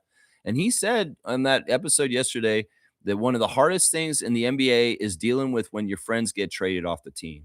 So it's not even just that player leaves, like they have to deal with it themselves. The other guys that were bonded with that person that gets sent out, they feel it too. So it sucks because we look at them as like NBA players. They make millions of dollars and their lives are so easy and stuff like that. Sure. In some ways that's true. But in other ways, they have a lot of detriments and things that they have to deal with that's extra just because that's part of the job too. And we got to remember they're human beings, and the trade deadline stuff, you guys talk about them sometimes in Raptors Nation like they're cattle. And that it's just it's gross, honestly, in some ways. Yeah. All right, Seymour, let's do the last quarter. So last night, would you call that a convincing win, or would you say at certain parts of the game you was like, I don't know what's going on here? What, the game for us? Last night, yeah.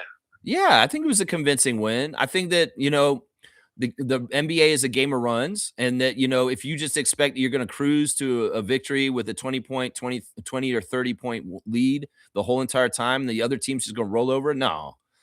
And in some ways, the NBA, you expect that. If it's a professional level and it's a top level, Rick Carlisle's got to get his team better together at halftime, and they're going to come back and try and make a run in the second half.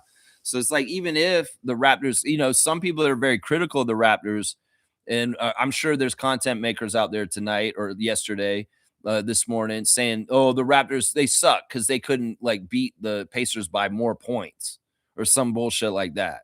That's not what matters. The W is what matters. And if they win by 1 in overtime against Philadelphia, that's what counts.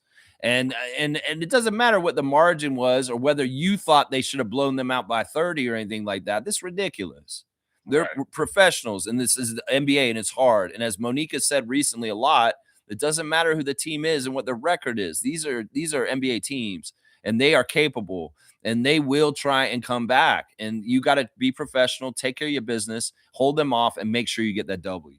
And that's what we did. And we didn't trail in that game once last night. So a wire-to-wire win is a quality win in my book. That's what I would say. So because I knew it was going to get funky at the end. You know why? Because in the back of my mind, I was like, wait a minute. Indiana beat a lot of teams that, like, recently, they're beating teams that they beat Celtics the game before us. And stuff. So I was like, this is going to be a weird game. But then, like you said, we put it on autopilot at a certain point there because we was up by so much. But I sort of figured they were going to come back, but not the way that they did. So, but yeah, all in all, it was a good win for us. We got to remember also in some of that comeback in the second half, we're running a contingency right now with some people out that's very young. We had a lot of like younger players playing. You know, we got rookies and you know, two ways and second year players out there taking huge chunks of our rotation minutes last night. And in some ways, these guys are still learning the levels of what it means to be a professional in the NBA and what it takes to win. So if there's a letdown in the third quarter because some of the lineups that Darko put out there is a little bit young or green, and all of a sudden you've got a team that was in the finals last year with some of their players that were in the finals last year against young guys on our team, wouldn't you expect that veteran team to have some guile and want to come back and get back at us with Neesmith and Siakam and Nembhard? You know, there's some pride there. They were in the finals last year. So, yeah, and Siakam's such an artist. It's such a joy to watch him play and you know, see where he's at in his career and how badass he is. He's so good. So good. Yeah. All right, Seymour, no overtime, or you just want to cruise on out? You got some shots to put up in the warehouse today? That's a little later. I'm gonna put some shots, but my arms are a little sore right now. Look at this, man. This man is like working in the warehouse, but it's not with the trucks. It's with the basketball goal. Shots, so yo, what player was a Raptor and you thought he would get signed back? Like, for example, like a Jordan Nwora or Will Barton. Who did you see put on a Raptors jersey that you thought would come back the next season, but they didn't bring him back? Like, who would you say? There's a bunch of them throughout the history of the NBA. I mean, one of the ones that really sticks out in my mind is Lou Williams.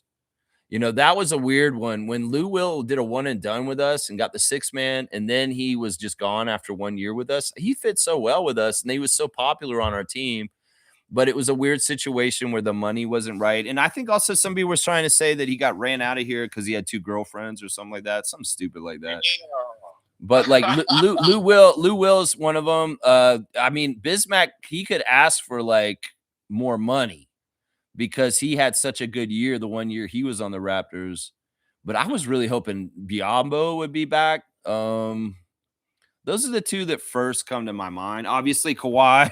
It's like, I wish Kawhi had stuck around for a couple more years. Sure. So one and dones. All right, Seymour. Well, I hope that your arms feel better and you get more shots up soon later today.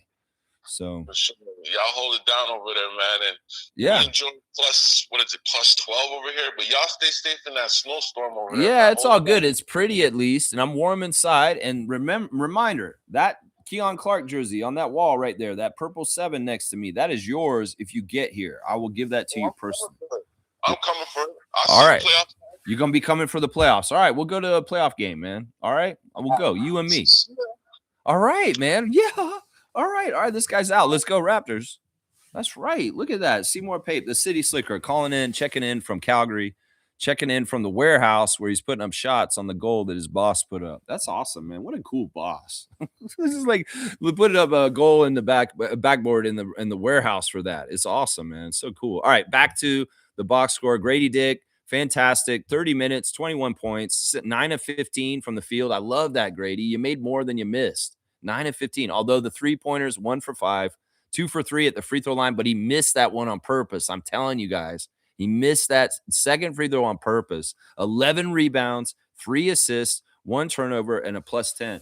Jack was commenting on how the natural chemistry with Grady and Scotty was going off last night. And this is something we had forgotten about. This is so weird, man.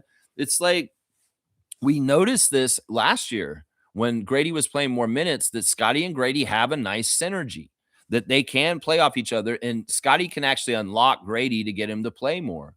Now, could it be that in some ways that we need Scotty to do more playmaking regularly, like last night, to help unlock some of our bench players that are not getting going regularly in different ways? I mean, Scotty did say something about, I need to do more to help my teammates get going. And, well, we saw him have the key to the door that unlocks Grady Dick. So maybe this is something that they do better in the near future, is getting Grady going by getting Scott to unlock him. That would be good. My 4th star of the game is Colin Murray-Boyles, who got a double-double also. It's like Grady got his first double-double, in his career in his third year last night. But this man, Colin Murray-Boyle, has been getting double doubles in his rookie year already like crazy. Uh, Colin, 33 minutes, 10 points, 4 of 10 from the field, 2 of 2 from free throw line, 10 rebounds, 3 assists, and plus 23. He's just got a winning impact. And in some ways, the stuff he does is like also on the shadow box score, not just on the regular box score. There's a lot of intangibles. There's a lot of deflections. There's a lot of like, whoa, look out. That guy's coming. The sticky hand, strong guy. Okay, I'm going the other direction. There's a lot of that kind of stuff. And I just love his tenacity around the basket and getting rebounds and out physicaling people to get to the ball. Man, Colin Murray-Boyles has got such an amazing trajectory that he's going to grow into as an NBA player if he's starting where he is right now. I'm telling you right now. My fifth star of the game for last night is Oshai. I'm going to give Oshai some credit for, he's in one of these predicaments that we just talked about with Seymour. It's like unknown. He's in a position where he's very likely to get traded. In fact, the ESPN has put out an article this morning with all 30 teams and saying the most likely person to get traded around this deadline, and they have listed Agbaji for the Raptors and their part in it. So he knows the writing's on the wall, and the opportunity is probably likely that he's going to get traded. But you know what? He's a professional. He's doing what he can control, and he's making himself look good still. Agbaji and Grady both came into the games recently on the entrance picks wearing Raptors apparel. And to me, when I see the guys coming in when they have their fits and they're wearing Raptors gear, that is a signal to us that they are like wanting to still be Raptors. And I know that that's probably very true about Agbaji. Agbaji doesn't want the upheaval of him and his young family from Toronto right now. I know he doesn't. If he could have his choice, he would stay here with Grady and Scotty and everybody else. But alas, he's bracing for the probably very likely change in his life that's coming.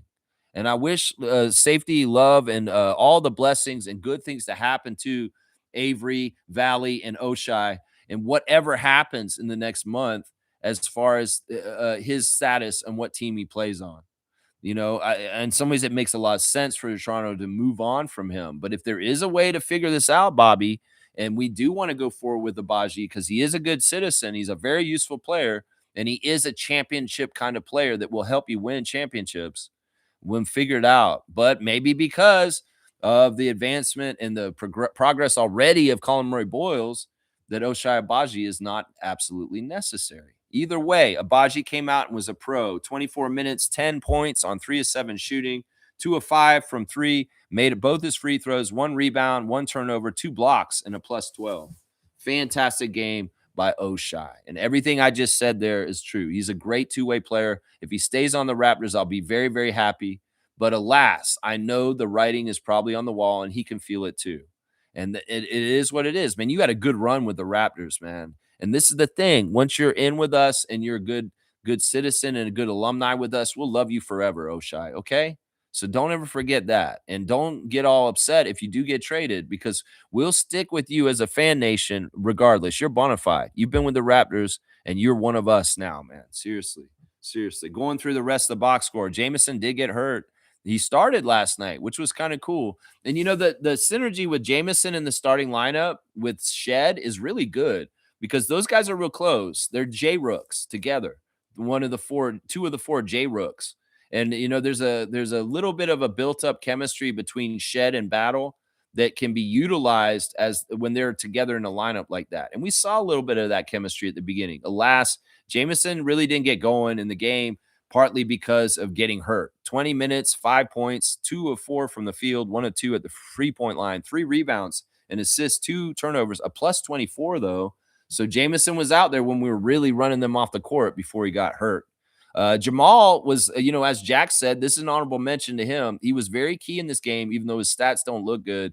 He was absolutely a big difference maker for the Raptors in getting the win last night. 34 minutes for Jamal starting at point guard, 7 points on 2 of 9 shooting, 1 of 3, 2 of 2 at the free throw line, 3 rebounds, 6 assists, 2 turnovers, a steal, a plus 4. That's the trade-off. And I know some of y'all may be like, and I saw this too. In some ways, the way the Raptors started last night was much more smooth. And we had a traditional point guard who was setting people up, and we were getting points easier. Yes, I saw that difference. And in some ways, I get it. IQ, doesn't necessarily set the table the same way as Jamal. But that's the difference between the two of them. Is like you got a guy who's more traditionally a point guard that will do that, but he's not going to score a lot of points himself necessarily. And then you got a guy who has the opportunity to score a lot of points for you when you need points, but maybe he's not setting the table for everybody else around him as well as Jamal. I don't know. In some ways, I don't want to make this a Shed versus Quickly thing.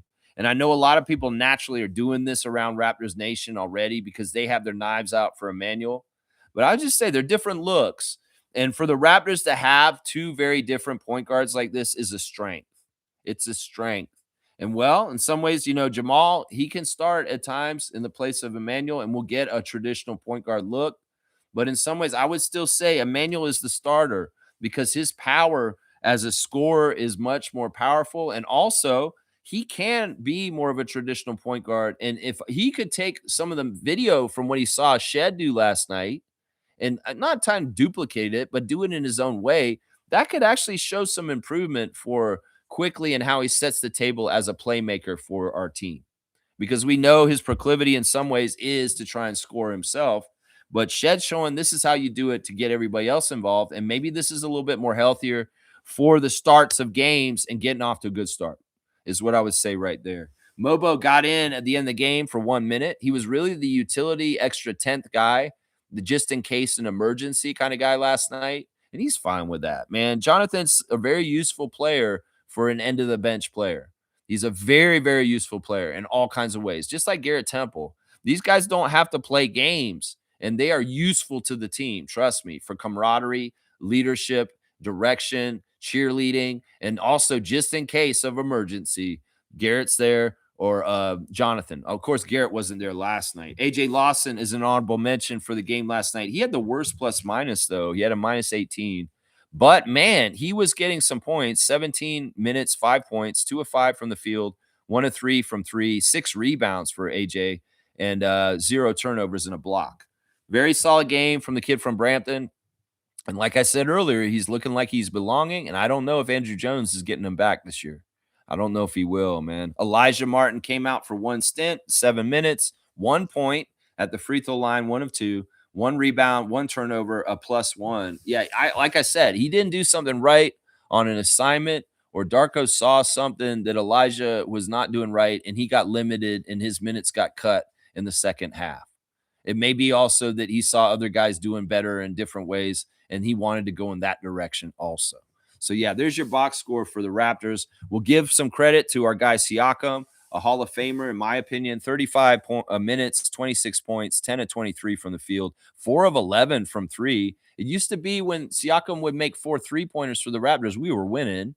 You guys remember that? 10 rebounds, 4 assists, 4 turnovers, a -4 for Siakam. Our kid from Aurora, 14 points for Andrew, 4 of 10 from the field with 6 assists and 0 turnovers, a -21.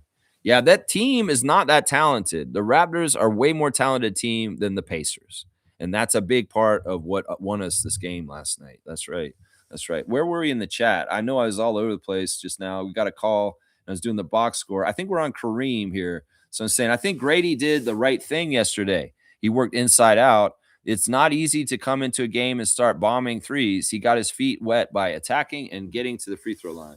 Yeah. And that's actually should be true for all the Raptors. Stop starting from the outside, work your way from the inside out. That's the best way to get the most quality three-point shots, is to make them have to pay attention to you at the rim and in the paint. And then you know what? The three-pointers look way more open after that. So, I like this. I like that Grady, some of the stuff that I like that I saw Grady do last night was some of the stuff like in the mid-range with turnaround. And those are good shots for him. He's money like that. So he needs to get creative again with how he gets his points. And I know in some ways he's been kind of relegated to a spot shooter off the bench, staying in the corner. We're going to throw you the ball and you better make it when you catch and shoot.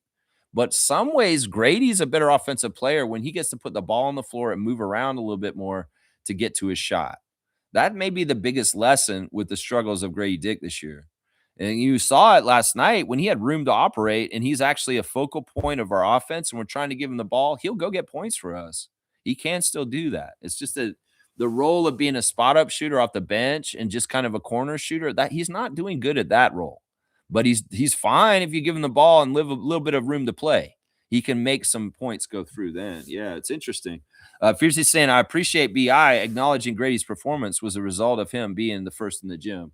Yeah, that's a this is something that's really huge because Grady has struggled so bad. I bet you when he shot that shot the last game that bounced up on top of the backboard and got stuck up there, I'm like, oh my gosh, what is this? Like in some ways, that's kind of like one of those weird signs. Like, if you play basketball and you take a lot of shots, like Seymour at the warehouse, sometimes if you bounce the ball and it goes somewhere weird, like it goes in the neighbor's yard where there's a bad dog and you don't want to go there to get it, or it's kind of like the ball bounced in a really weird way and all of a sudden it's stuck in a tree and you're just like, oh hell, now it's up there. What did I do? What is going on? It's like the basketball guys are trying to tell you something's wrong.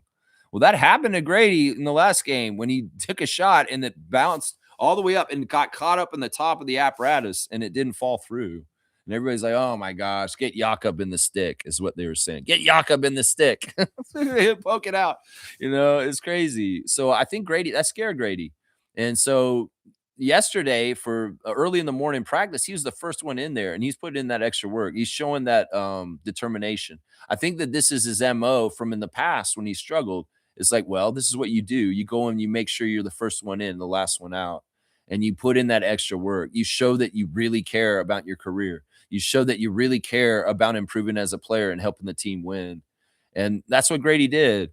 And Brandon showing recognition of him for doing that. And, even the announce crew talking about it. I think it was Kayla Gray was talking to Pat Delaney or something in the interview saying that he worked with Grady first thing in the morning. This is good. This is initiative. This shows that Grady cares. And like I said, him and Oshai wearing Raptors gear coming in the game is signaling to me that these guys want to stay Raptors if they can.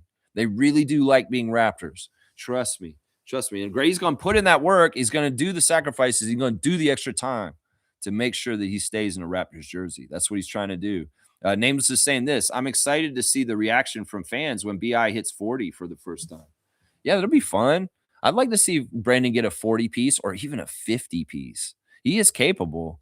And, the other way about it is like he's still kind of like getting his legs under him with the Raptors. We see more and more him more spry going to the basket and attacking the rim with his long legs and get into the rim. And it's either a finger roll or a really easy dunk where it doesn't even look like he jumps. There's a lot more of that kind of stuff going on with him more and more as the season progresses. And there is more and more chemistry and familiarity with his teammates that is going to really make him even more interesting as time goes on. So who knows? Brandon hasn't totally been hot while he's been playing for us. He's definitely had periods of games where he's not making shots all of a sudden. Now, just imagine, just like Fred in Orlando that time when he got 50. Fred was almost perfect from the field. He couldn't miss, and it was all throughout the game, and he had high volume. That's how Fred got 50. It was one of the most efficient 50 drops in the history of the NBA. Fred VanVleet, who has our franchise history highest points total for any game in the Raptors history, is Fred. You guys know that, right? Fred has the highest score. Well, Brandon, if he has a game where he's not missing at all 4 quarters, and he's just hitting like that, that's how he'll get there. That's how he'll get there. Yeah, because he's taking like 25 shots. Well, you do the math. You make 24 or 25 shots. That's about 48 points right there, right? And there's probably going to be some threes in there. So it's probably 50. So yeah, he's getting the amount of shot attempts. It's just when he makes almost all of them in a game, he's going to have a 50. He's going to have a 50 spot. That's right. So why even aim for 40 nameless? Let's go for 50.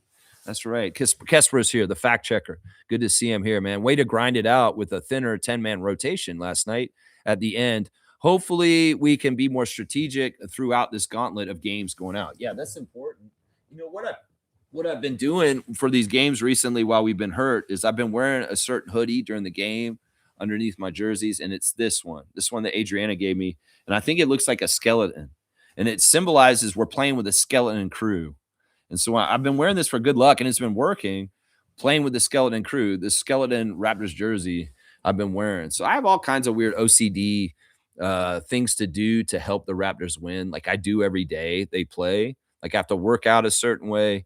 I have to text certain people, certain things. There's a lot of different kind of like good luck things I do that are kind of OCD to try and help the Raptors. And one of them is I like to wear certain stuff to try and help. Like today with 905 we're playing, so I'm wearing my 905 shirt to get the energy up for them. I'll probably put my 905 socks on, and that kind of stuff. I don't know. It's maybe just superstitious, but it can help, right? It can help. But yeah, the skeleton man crew of the Raptors that we've had to deal with the injuries has been great. Next man up stuff. Listen, we're not missing a beat, missing people like Jakob and RJ right now, which is insane. Because if you think about last year when we'd be missing those kind of guys, we're losing.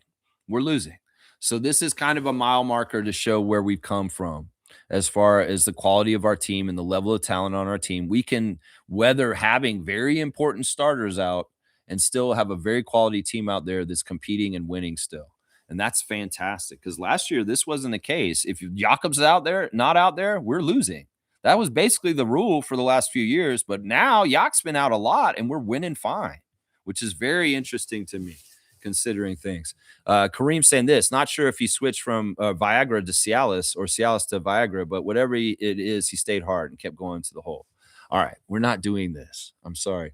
I did make a little bit of a dick joke last night. I said dick is exploding. I did say that in the Discord last night, but I thought that was apropos to what was happening with Grady last night. Dick is exploding. All right. That's too, man, that's too much. You did like 5 of them in that one comment right there. You did like 5 of them. Nameless is saying, or when he hits 40 in the playoffs, because that's coming too. Believe that. I can see this too. Yeah. He may have to. He may have to carry us because it's a very high pressure situation, and he's that top level offensive talent like Kawhi. That when Kawhi would carried us during the championship run, that is very likely that at times Brandon may have a game in the playoffs for the Raptors at some point where he just dominates and scores like crazy to help us get it. And he's all about that. He would love to do that, man. That's right. Kaloy saying, I hate how all these trade rumors, shame to all those trade rumor peddlers. IQ, RJ, and Yak are beloved here. Well, that's what I'm saying, especially the ones that they know are key and crucial to us. When we see their absence and we know what we lack without them, that's why RJ and Jakob are near the top of that list often. That is why. And they saw Emmanuel hit that game winner the other day, and they're like, oh, we better start telling them to trade Emmanuel like crazy too. Don't fall for the bait, Raptors Nation. We're a good team. We don't need to make trades. There's no rule that says NBA teams have to make trades at the trade deadline. So don't fall for it. There's some fans that get all butthurt because they're like, the Raptors didn't do anything at the trade deadline again. We're such a loser team. I'm like, no, it's the opposite. Once again, I'll say this. If you're making trades, that means you fucked up and you have to fix your team. If you don't have to make trades, that means you're doing good and your team is developing, going the right direction without having to change it up. So any fan that's upset after this trade deadline, if we do not make any substantial moves or moves to the level of your liking, you're an idiot. You are an idiot. And stop being such a fan of trades. Seriously, be a fan of basketball and winning. And that's what you should be a fan of right there. That's right. KT saying Oshai and Dick's game last night is what's going to propel us through the West Coast swing. I hope so. We're going to need this. I was going to say, if it's not going to be those Jayhawks, well, it may be our two ways. And that's what I'm saying. That's the fire underneath their feet. It's like, look, you guys don't do things right off the bench and you don't play consistent, Grady and Oshai. Well, AJ and Elijah will take your minutes. And they'll start taking those minutes sooner than later now because they are up right now and they are showing things. And in some ways, AJ Lawson, there is an argument that you could make that AJ Lawson's a more consistent, useful player to the Toronto Raptors right now than Grady Dick. Yeah, there's an argument to be made that that's true in some ways, seriously. And I don't want to make it a AJ versus Grady thing, but in some ways, like, look, AJ is a lot cheaper and he may be giving you the exact same thing, if not better in some ways. That's what I'm saying. I'm not trying to slag on Grady, especially after a great game last night. But that is part of what these guys are dealing with is like they're literally on the team with guys that may come and take their spots in the very near future. Very, very near future. Seriously. Let's see. Stargate saying, did you guys see that video with the some of the Raptors trying to guess jump shots from different players' silhouettes? Yeah, I did see that. I'm glad you brought this up, Stargate. Yeah, they started with Scotty, and it's funny how they all were looking at it and they're like, oh, I see this every day in practice. Oshai, he's like, I see this every day. That's Scotty. That's Scotty. Yeah, that's Scotty. We can tell that's Scotty. We can tell that. And even when you see those silhouettes, in some ways, for me, watching that clip, and seeing the silhouettes, I was like, man, I was analyzing the hitches and the weird things and some of the jump shots. I'm like, man, Scotty could have a better jump shot if he did this a little bit differently. I'm like, wait, looking at the silhouettes. But yeah, that was a cool little segment. It was long. It was like 20 minutes. They did Scotty, they did Brandon, they did RJ, and then they started going into all-time greats, which was weird. Some of them weren't all-time greats, but just like players from the past, like Joaquin Noah and Sean Marion, because they have such weird releases and stuff like that. But yeah, that was a pretty cool game, and I think that RJ got really good at it. He almost got all of them. He like at the end of it, he was saying, "Oh wow, that was too easy." And like a lot of those guys, like Oshai said, they're like, "We're gonna know this because of 2K, because we if we play a lot of 2K, there's like literally." In a creative player segment part that you can go and look at all the players' jump shots over and over when you're deciding how to design your player.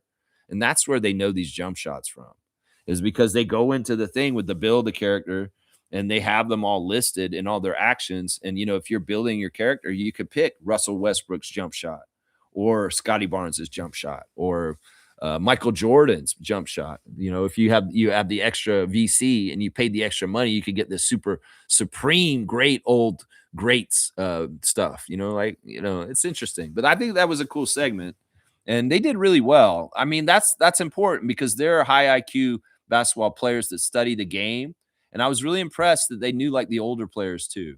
Seriously, because sometimes you don't really get that, but it really is 2K. It's 2K that got that for them.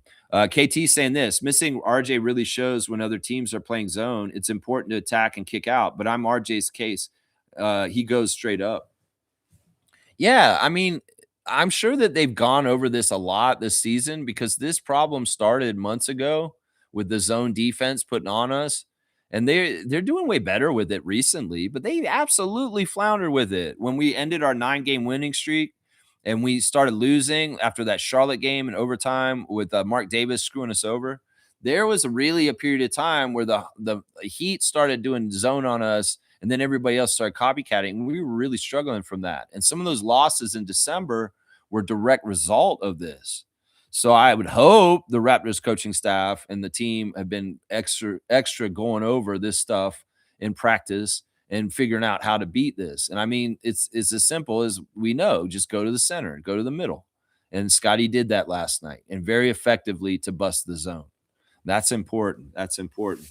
Nameless is saying, that's funny. I don't hear the Darko versus Jordy comparisons anymore. I think the consensus is that Darko was indeed the correct man for the job. Put a nail in that coffin.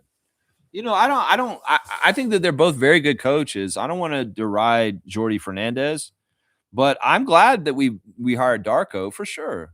I think that we would have been okay with either one, but it's a different flavor with Darko. It'd be interesting to think about where we would be if Jordy was our coach this whole time instead of Darko, and where we would be at and how long it'd be. I think that I would say this, Darko is definitely more of an emotive kind of like energy kind of coach than Jordy. I think that may be the biggest difference. Darko's very energetic. He's very like and like yeah and like and Jordy's not like that. Jordy's a little bit more quiet, intense, and kind of like brooding. But Darko's like I think that's maybe the biggest plus over Jordy with Darko is the energy, is just the enthusiasm and just the vibe and just like the up kind of thing about him. You know what I mean? You know what I mean? I think that it's been amazing seeing Darko as we've gone along. We know that he's a great development coach. That's his reputation preceding him.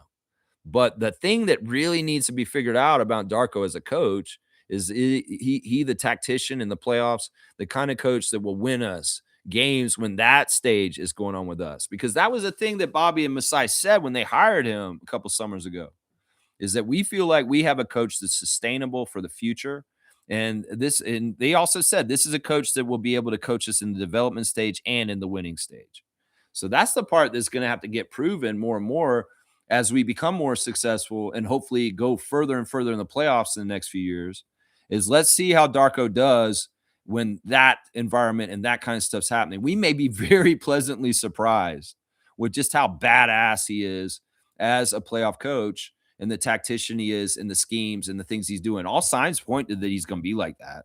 whether it's the drop of inbounds plays, whether it's the execution at the end of games, whether it's the right personnel decisions. All this stuff is right now showing that it looks like he will be very good as a playoff coach, but we won't know until he's actually tested. And that'll be fun to see this year, guys, when we get to the playoffs. That's right. Fiercely saying this, congrats to Precious on your revenge game against the Knicks. Yeah, I love that. Don't you love that too? I love that so much. Let me do the team stats for the Pacers game last night real quick, going over the differences between the Raptors and the Pacers last night. They shot really bad, 38% for the Pacers. That's our defense, guys. We really do hound people, make them run the shot clock out, and get poor shots.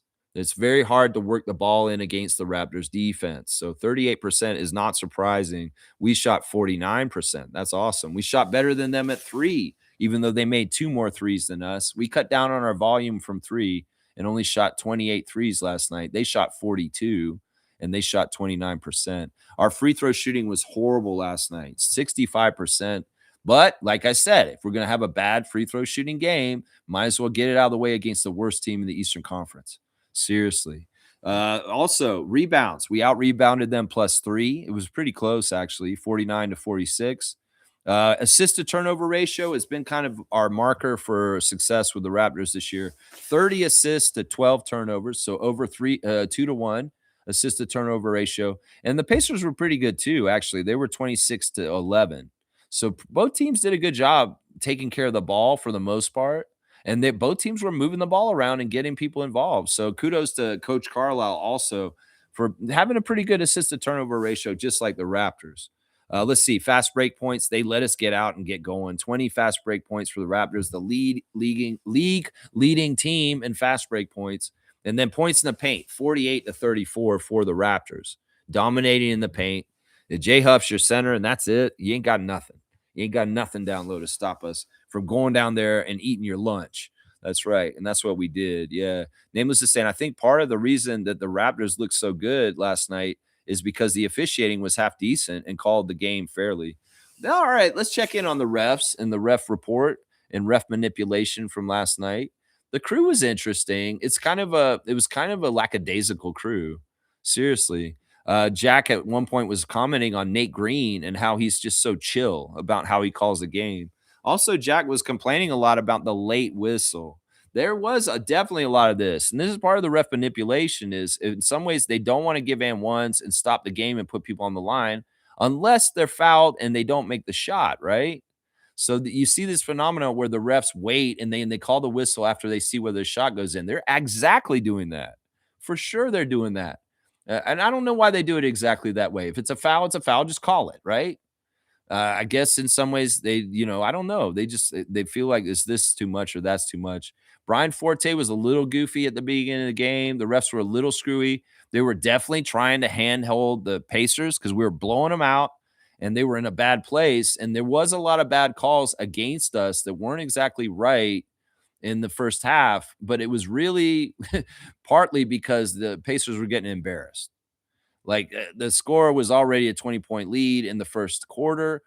And in some ways, the refs had to jumpstart the Pacers to help them just to kind of make the game not look too ugly because that was starting to develop. So there was some ref manipulation in the first half to try and hold the Raptors down a little bit and help the Pacers come back and make the game look a little bit more competitive.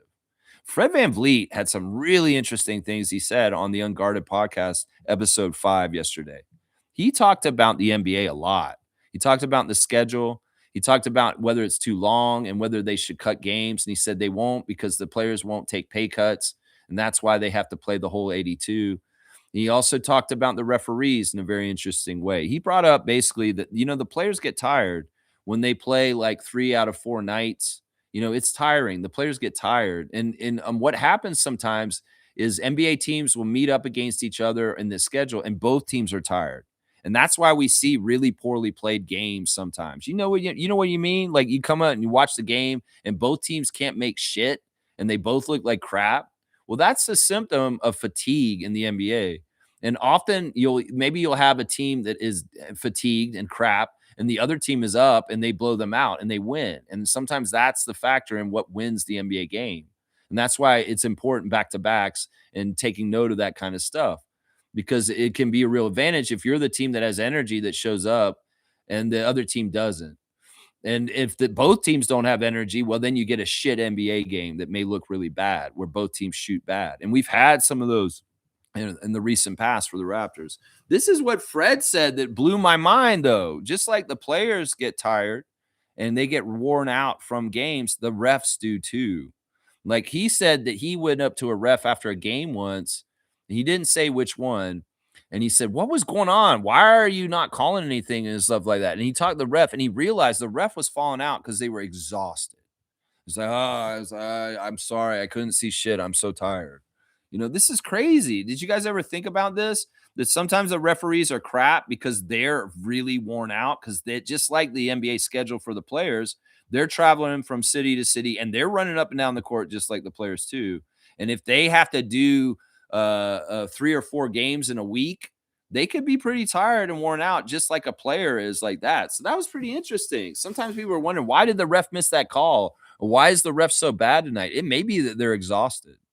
You can see what happened to Bill Kennedy recently with hurting his leg. These referees are putting in the grind too, just like the players. And that's such an interesting aspect that I never really thought about until Fred talked about it on his podcast yesterday. That the refs can get tired just like the players and have bad games because they're exhausted. Isn't that interesting? I think that's interesting. What else was happening with the refs last night? It's cool to see Jenna Renault out there. She's awesome. But yeah, they were mostly okay. They didn't get in our way of winning, did they? No. That's mainly the big thing that gets me mad, is if they are trying to get in the way of us winning on purpose and direct the game in a certain way. Yeah. Let's see. Let's keep going in the chat here. Let's see.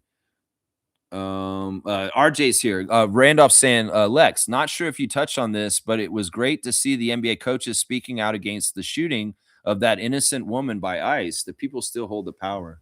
Yeah, we need to realize this and recognize this. There's a lot of fear mongering and saying don't do this because you'll be punished and all this stuff. We can't do that. We have to stand in solidarity and come out against this all together. I commend Doc Rivers for this. Doc Rivers was the first one I heard talking about it publicly. And I'm sure other guys have come out and said something about it. Probably Steve Kerr, maybe Rick Carlisle. It's really important because these kind of incidents is like, look, the scary thing is that they're trying to give them immunity from doing any kind of really violent shit to the public. And that is Nazi fascist shit. It's like, look, you can't, he's giving them absolute immunity to run people over, shoot people, kill people, beat people up. That's scary as hell. And that is the United States falling into dictatorship fascism. And man, the American people that are standing up, the ones that are getting out in the streets, the ones that truly believe in the idea of what the country is called the project of America is, those are the people that are going to win and get this right in the end. I'm telling you, I have a lot of faith in this because the American spirit is something that is true and real. And the things that are happening from the government right now are not American. They are not the principles of what I learned going to school in the United States. They're not the things that I was taught that Americans should value and what that country is all about. And that's why those people have to come back and remind everybody in the world about what this is. We see the European countries are sending troops to Greenland to get ready for bullshit with Trump and his overtures about wanting to take Greenland. So France, Germany, Sweden, Norway, all the EU countries are sending troops to Greenland to help defend Denmark's territory. So it's a scary time, and it's really kind of unnecessary. In some ways, the oligarch corporations want this because they want to start a new world order, and Trump is their puppet and their doorway to get to it. And there's so many people sleeping on this that don't understand how important this is. Even Fred touched on this yesterday. In some ways, his co-host asked him, "Do you think Trump is a gangster? Do you think how do you feel about politics and NBA players talking about politics?" And Fred said basically, I don't think we should talk about them too much because we have way more to lose than to gain in talking about politics. We know Freddie in the past has supported Black Lives Matter and all kinds of other important issues politically. But he really is playing right down the middle on this one. He said, I know both sides are saying you can't be on stay in the middle because you need to be on one or the other side. And that is true, Fred. And I would just say to this, you, Fred, you're a smart guy. You're a really smart guy. And I know deep down inside you're on the right side of things, but don't play the middle. And I know it's dangerous. You have a lot to lose if you speak out. If you spoke out like I do on my show, yeah, you'd have a lot more to lose than me. And in some ways, I get that. In some ways, I'll be brave for a lot of people and say stuff that could get me in trouble.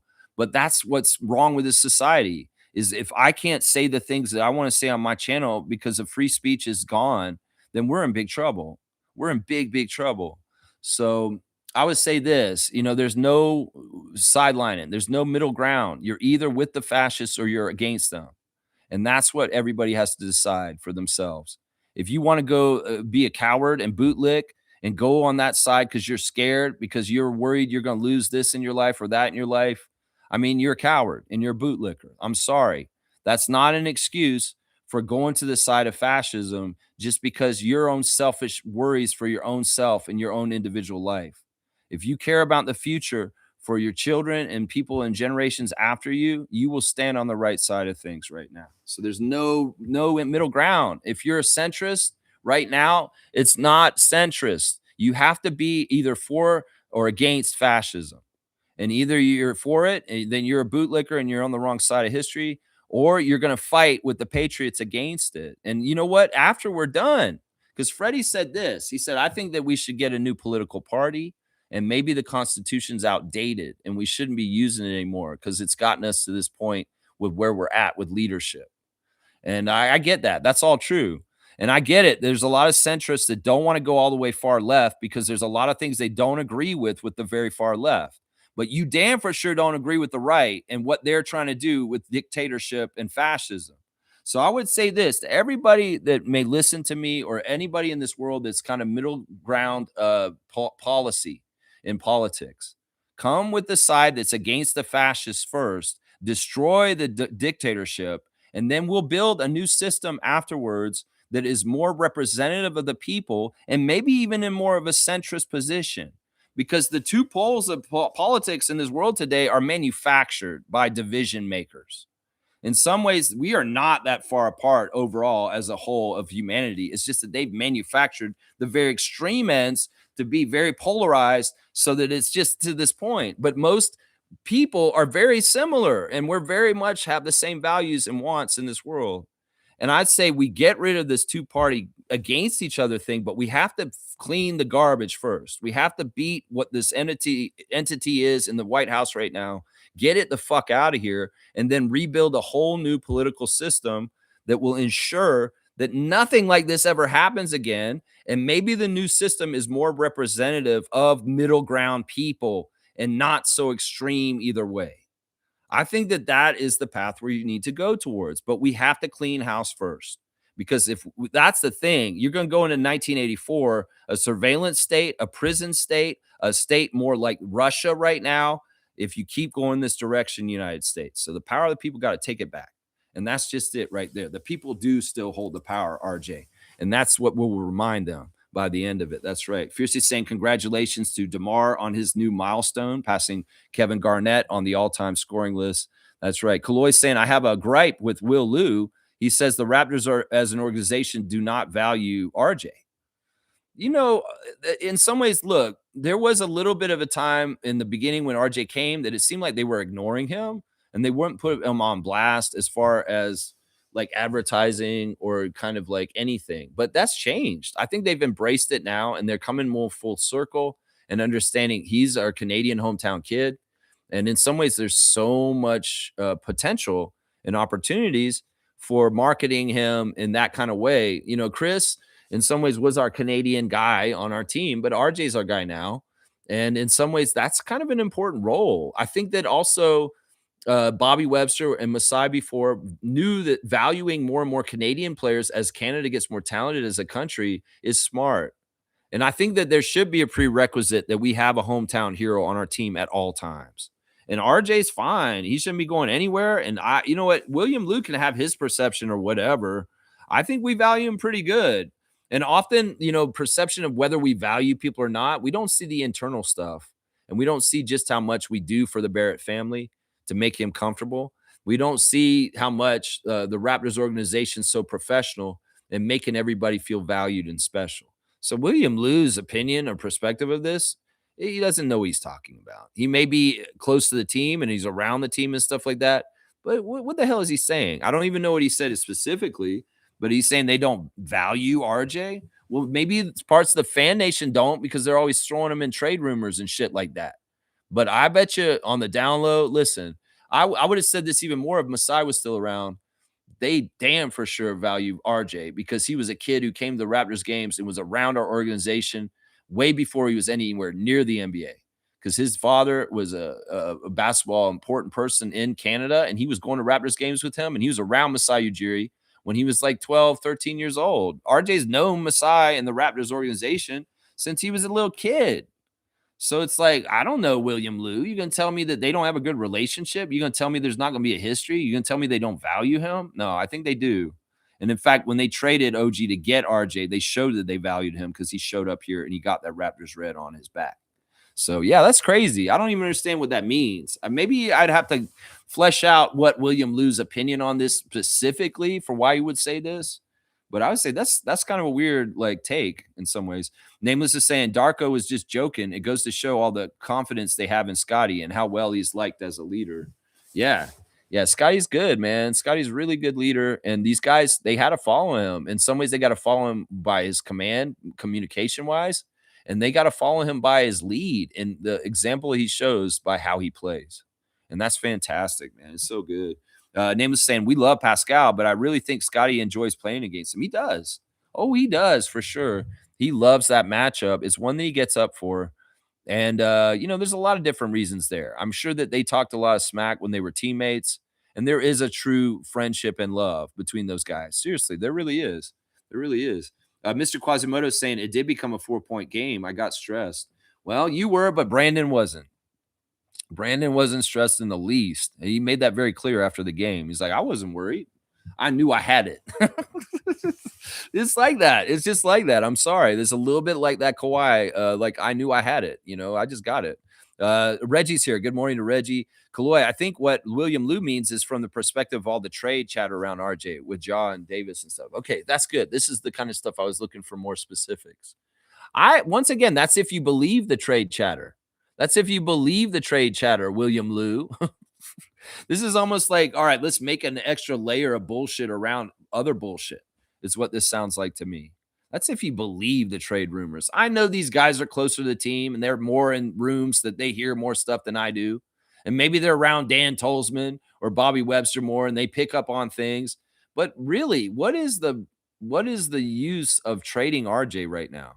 Like, seriously, what is the use of that? You lose way more intangibles and good things about having RJ on your team than what you would get the other way. That better damn for sure be a really good trade if RJ Barrett's getting traded out of here. It better be like something really crazy and monumental. It may have to be like the level of Enacomto coming here for that to be like something where I'm like, holy shit, yeah, okay, that actually makes sense for why you would trade RJ. But most things would not make sense to trade to get RJ. Because once again, what did they say? Bird in the hand's worth two in the bush.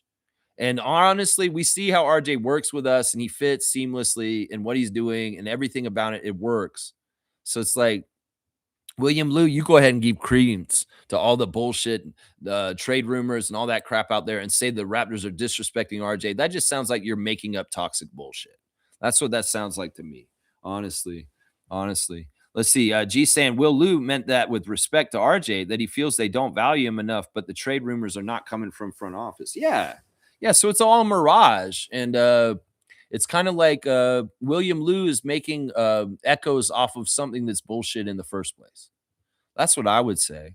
We don't need to believe a damn word that Jake Fisher or Mark Stein says. Seriously, these guys are not for the Raptors. They're not. And we got to remember the mentality of the NBA and these beat writers and the NBA media is that the Raptors are a farm team for developing players up. And then when they're good, other teams are supposed to come and get them. So that's really a lot of the mentality. And sometimes in the trade rumors is like, oh, no, the Raptors disrespect them. They're not supposed to be good themselves. But when they build good things, we love to come and steal them. So that's part of the mentality here is what I'm saying. Kessler is saying this. Foul baiters declined the most later in their career. Look at Embiid and Harden. Donovan Mitchell might be next too. Yeah. Yeah, it's awesome. The league's changing. They hate the foul baiters. That's why they changed some of the rules, and it really kind of castrated Trey Young's foul draws and James Harden because they couldn't do that little foot forward and like all the weird shit they were trying to do to get in contact to get fouled. They've been really changing the rules a lot in the last couple years to stop that phenomena. So in some ways, if that's a way that you build your game and try and get somewhere in the league, don't depend on that for your bread and butter because the league frowns on it and they're not trying to get like professional foul baiters. Once again, SGA is not one of these people, even though he's labeled for it. He is getting bona fide drives with fouls on those drives, and it's all legit. It's not something he's doing in the way that Trey Young and James Harden used to. So that was really interesting that a stat came out recently naming the worst two defenders in the league because of their movement. They took cameras and they like recorded how much activity they actually move around on defense. And the number one worst defender in the league that moves the least on the defensive end of the court is James Harden. James Harden. And number two on that list, Luka Doncic. That's right. Those are the two worst defenders in the league, proven by the eye test camera. That is right. That's right. Fiercely saying Pacers have always been great on offense and fast paced basketball, but so mid on defense. They need to fix that. Halliburton, Toppin, and Mathurin are more offensive threats. So normal impact if they return. Neesmith is the defensive anchor now that Turner is gone, but he had a bad game yesterday, minus 25, the worst of the team. You know, that was one of the arguments I had with Cool Cat last year because I didn't think the Pacers were a good defensive team, but they turned it up and they built their defensive energy to get all the way to the finals. That's all out the window now. I mean, I don't think that their roster is really a very well defensive built team, right? And that Miles Turner going to Milwaukee didn't help that. That was really big difference there. So I'm not surprised by this. I'm not surprised that the Pacers have no defense and they can't stop anybody from doing anything. I'm not surprised by any of this. In some ways, it's just an off year for them, and they're going to get a draft pick. And that's just part of it right there. That's just part of it. That's right. Kesper is saying, factually, you wonder if these guys were ever good in the first place or if most of their career came at the line. You know, actually, these guys are pretty good. Like the skill's pretty there. I mean, I'll dump on Embiid for being a non-championship player that probably will never win, but that's really more because of his health. I think that'll happen. He's a very talented offensive player. And then we saw in the game on Monday night, the skill level of him and how he makes shots is very high level.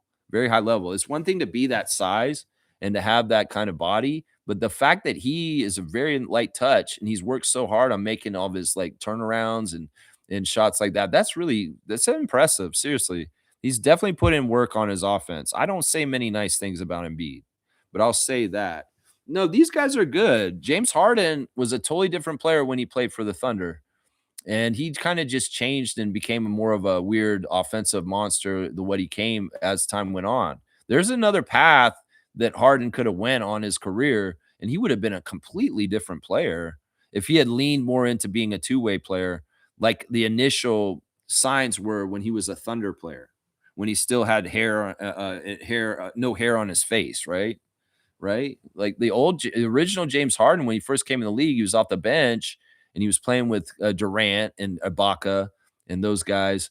And he was more known for his defense than his offense initially, right? In the league. What happened to James is what you got to wonder. What the hell happened to him? Jay is here. The mischief, the base man is here. Looks like second, third, fourth all have 25 wins each this season, looking promising. Colin Murray beast, looking like a good rebounding center. His college draft numbers don't lie. I still don't like him being slotted at center. I don't want to be this team that's running a Chuck Hayes at center. I'd much rather be a very powerful team, especially if we can all three positions get up and down the court fast and have him at three. Scotty at four, Colin at three, and get a real true center back in Jakob and see what that lineup looks like as far as like rebounding defense in playoff situation. I mean, that could very well be a big part of our playoff lineup is running Yak at five with Scotty at four and Colin at three. That's very, very tough defense and rebounding right there with those three individuals in the front line. And in some ways, it's not slow because Jakob's a very quick up and down the court for his center, and Scotty and Colin are getting up and down the court real fast. So there's a real luxury in that lineup. And as much as we've been playing him a small ball center, that's not ideal to me. I'd much rather see Colin playing either the 4 or the 3. I really would. Yeah, good comment. Good to see you, Jay. Seymour calling in. It's always good to hear from the sheriff. That's right. Raptors Champs is here. Good morning, Raptor Freaks and Champs. Champs is coming again. I know it is. And Avia's here again. Great. Good to see you, Avia. Always good to see you on the chat. Kaloy saying, I hope we see more Barnes Dick connection as the season goes on. That's a connection that we had forgotten about, and it got reacquainted with last night. That's something that's been lacking this season so far, is we forgot that Scotty can activate Grady. And well, we need to, Scotty, you need to do that more, man. Especially you want to do solid to your buddy.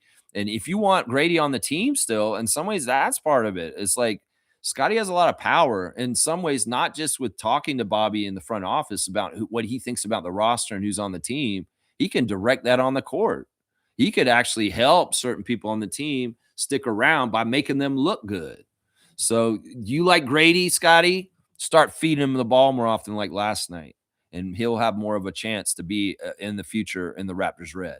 That's right. Yeah, that's right. Neil's saying it's still stuck in America. Still stuck in America. What are you talking about? I don't know. Let's see. Fiercely saying this, that Ja argument was leaked. I'm sure they're not the only players who have disagreements. It's adding to the narrative he's problematic. I don't pay attention, just hoping he doesn't come to us. No, I mean that it's not that it's leaked. It's the disappointing thing is this. Like, look, Vince Williams has been holding the fort for them when people have been hurt this season, and he's kind of come up and done good things for the team. He's trying. What I saw in that clip is John Morant is not a team player, and in some ways, he's being disrespectful to his teammates who are pleading with him to be more professional. That's what I saw in that. Like, whatever that is, like, Vince Williams is nobody. Like, why does he matter? Nah. In some ways, if he's talking to Ja, I'm sure he's not saying anything too crazy, and Ja's the one who's out of pocket. Because it seemed like that energy in that picture, in that little clip, it looked like Vince was more like pleading and kind of being like, come on, man, and stuff like, and Ja's being like kind of a dick. He's being cocky and he's being like, no, man, I'm this team. Who the hell are you? You just showed up, is kind of what he said, right? That's what he said to Vince Williams. He was disrespectful with his teammate, even if he hasn't been on the Grizzlies as long as John Morant. But that's what John Morant said to him. He's like, who the hell are you? You just showed up. You haven't been here that long. And stuff like that. Man, that's not good energy on your team. And even if somebody leaked that or whatever it is, it doesn't matter. That's what's happening right now on that team. And obviously, John Morant needs to go. That's what it is right there. In the past, maybe Vince Williams gets bounced out of there because he's not getting along with the franchise player. But come on now. At this point, we're cleaning house with franchise players that don't work for teams like Trae Young and John Morant. That's what's going on right there. That's right. Raptors champs saying game looks different when the point is on point. It makes everything easier for everyone. Yeah, I mean, I get this. And once again, it's like, maybe the adjustment is that Emmanuel does need to be more in a point guard mindset at times. I don't know. In some ways, he's a smart guy. He can observe all this. He was on the bench. He saw all this. And maybe he saw the start that Shed got the team off to last night as the starting point guard. And, I'm saying this. Emmanuel is trained as a point guard, and he could do these kind of starts just like Shed did last night. In some ways, it's also indicative that it was the Pacers. And that team is the worst team in the East. That's another part of it too. So Shed the whole team could look real good starting off against the Pacers because look at their record. They're 9-32. So Fiercely saying, I agree with you, Lex. Grady and Oshai have been wearing Raptors gear in tunnel fits. They like being Raptors. See, I'm paying attention to all the little details and all the little signs. Like I'm telling y'all, Raptors, if you send us little messages like that, I will read them and I will read through them and I'll broadcast them here on the channel. And I'll speak on your behalf. Even when you can't publicly just say it outright to us, I'll come and tell them. Yeah, Oshai was wearing a Raptors sweater when he walked in the game last night. That's right. He was wearing a Raptors sweater, and he wasn't wearing some fancy clothes or any kind of things. That's a message right there. That's a message right there. That's right. Fiercely saying, honestly, I like our current roster. We just need an additional piece, a big Dayron Sharp. Let's go. Let's go. Yeah, Fiercely saying W stream fam 10:55. Yeah, I'm just over 2 hours, 2:20 about that. And yeah, I'll probably be finishing up real soon. Phrasing, I know phrasing's been really bad. HC's here, the formerly undefeated. Rise and shine. Great game last night. Brandon is so graceful when he's in the mode.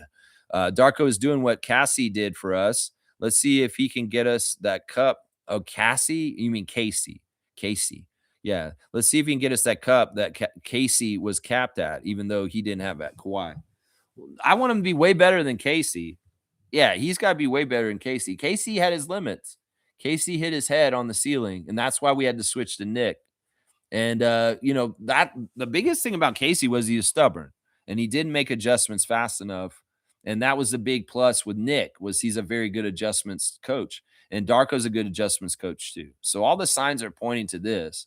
But yeah, Casey, we don't want him to be like Casey. We want him to come all the way through and be the second championship coach for the Raptors, Rajakovic. That's what I say right there. Fiercely saying, I don't follow the Nets, hence I don't know if Jordy emphasizes on team bonding, working out in the summer to build synergy. How are the pep talks after a loss or the recognition after a win? Hard to tell if he would have been better off with Jordy, but I'm 100% pleased with Darko. We can't woulda, coulda, shoulda this. There's no way of ever telling, but I think that the best, the top choice was the one we got. I think it was. I think he was. I think that there's something just extra special about Darko that's been known around the NBA circles for a long time, that they knew he was going to be an NBA head coach at some point around 2007 when he first showed up in the NBA, just because he was like that. Let's just put it that way. That there's been murmurs about Rajakovic being a potential head coach in the NBA for like over a decade, guys. I can remember them bringing up Darko like around 2012, and people were looking for coaches then, and he waited his time. He did his time on assistants for different teams like Phoenix, Oklahoma City, and Memphis. But they knew just because he had an it factor, just because he had a personality, just because he had a spark, just because he had his energy that he has that you can see, they knew he was going to be an NBA head coach at some point. So in some ways, on the fruit tree of NBA coaches, he had to ripen to be able to be ready to be picked. And Masai and Bobby went and picked him finally. The Lakers considered hiring Darko a few times, and when they were in coaches searches at different times, he was interviewed for jobs before the Raptors job. And he's not like a Johnny come lately that's just all out of the blue. He's been known by NBA community for a long time, and they had all projected him to be a head coach when he came and showed up. That's it right there. That's it right there. So I don't know. Jordy, we know Jordy from Team Canada and the little bit that he did there. And he was a very good coach. He's a fiery coach and he cares and he does seem to get things out of it. I can't tell you about pep talks or off-season works for the Nets. I'm not Nets freak, just like you didn't follow it either. That's right. That's right. Trevor's saying the Raptors win 12th road game. They're also 9-11 against plus 500 teams. I think the stats recently that are coming out that I really like are the clutch stats. That the Raptors are one of the top teams in the league in clutch time and winning close games. That is really a good sign of good things, because that means when the game is on the line, we're executing and we're doing well. And we're still young and we're still green in some ways as a rebuilding team. So the fact, because that's one of the last pieces you really get when you're rebuilding and trying to come back to relevance and being in the championship picture, is like closing games out and having a really good record when games are a close margin. And that stat for me is such a telling thing for how successful and how far we've come. And of course, Brandon has a big part of it. Brandon has a big part of it. Look at that. Edmund's here. Race Mode Daily in the house. Let's go. Always a Raptors Lexathon. There you go. Thank you for supporting the channel, Edmund, as a member of the channel. I appreciate you so much. Y'all, let's do the straight goods on Canadian goods. Today, I'm taking it to the ground. This is some organic carrots. They're from Canada. That's what I wanted to say. When you're buying produce, see if you can get that on there. Product of Canada. And if not, just make sure it doesn't say USA. That's what I say. This symbol is also good on fruits and vegetables that you got. Organic, biological, Canadian carrots. So, when you're in the produce section, read the label, read the packaging, and find out which one is for our country, first of all. And if it can't be our country, maybe South America or Mexico, or maybe even somewhere across seas. So yeah, think about your purchases. Be resisting and doing your part by putting your money where your mouth is and supporting Canadian industry. We want to be true north, strong and free. We buy the Canadian carrots instead of the American carrots. Well, that helps. That helps. Every little consumer decision that we make here in Canada can really, really help our economy and can make a difference and show how we feel in a boycott in the other way. So, I love when I go to the grocery store these days and I see sections of the grocery store where the Canadian product is sold out and gone. There's nothing on there, and the American product is untouched and just sitting absolutely in display with none of them missing. Keep doing this, Canadians. Seriously, we're doing such a good job of helping our country add more jobs and have a stronger economy. And at the same time, we're making it known how we feel about the state of affairs in the United States right now.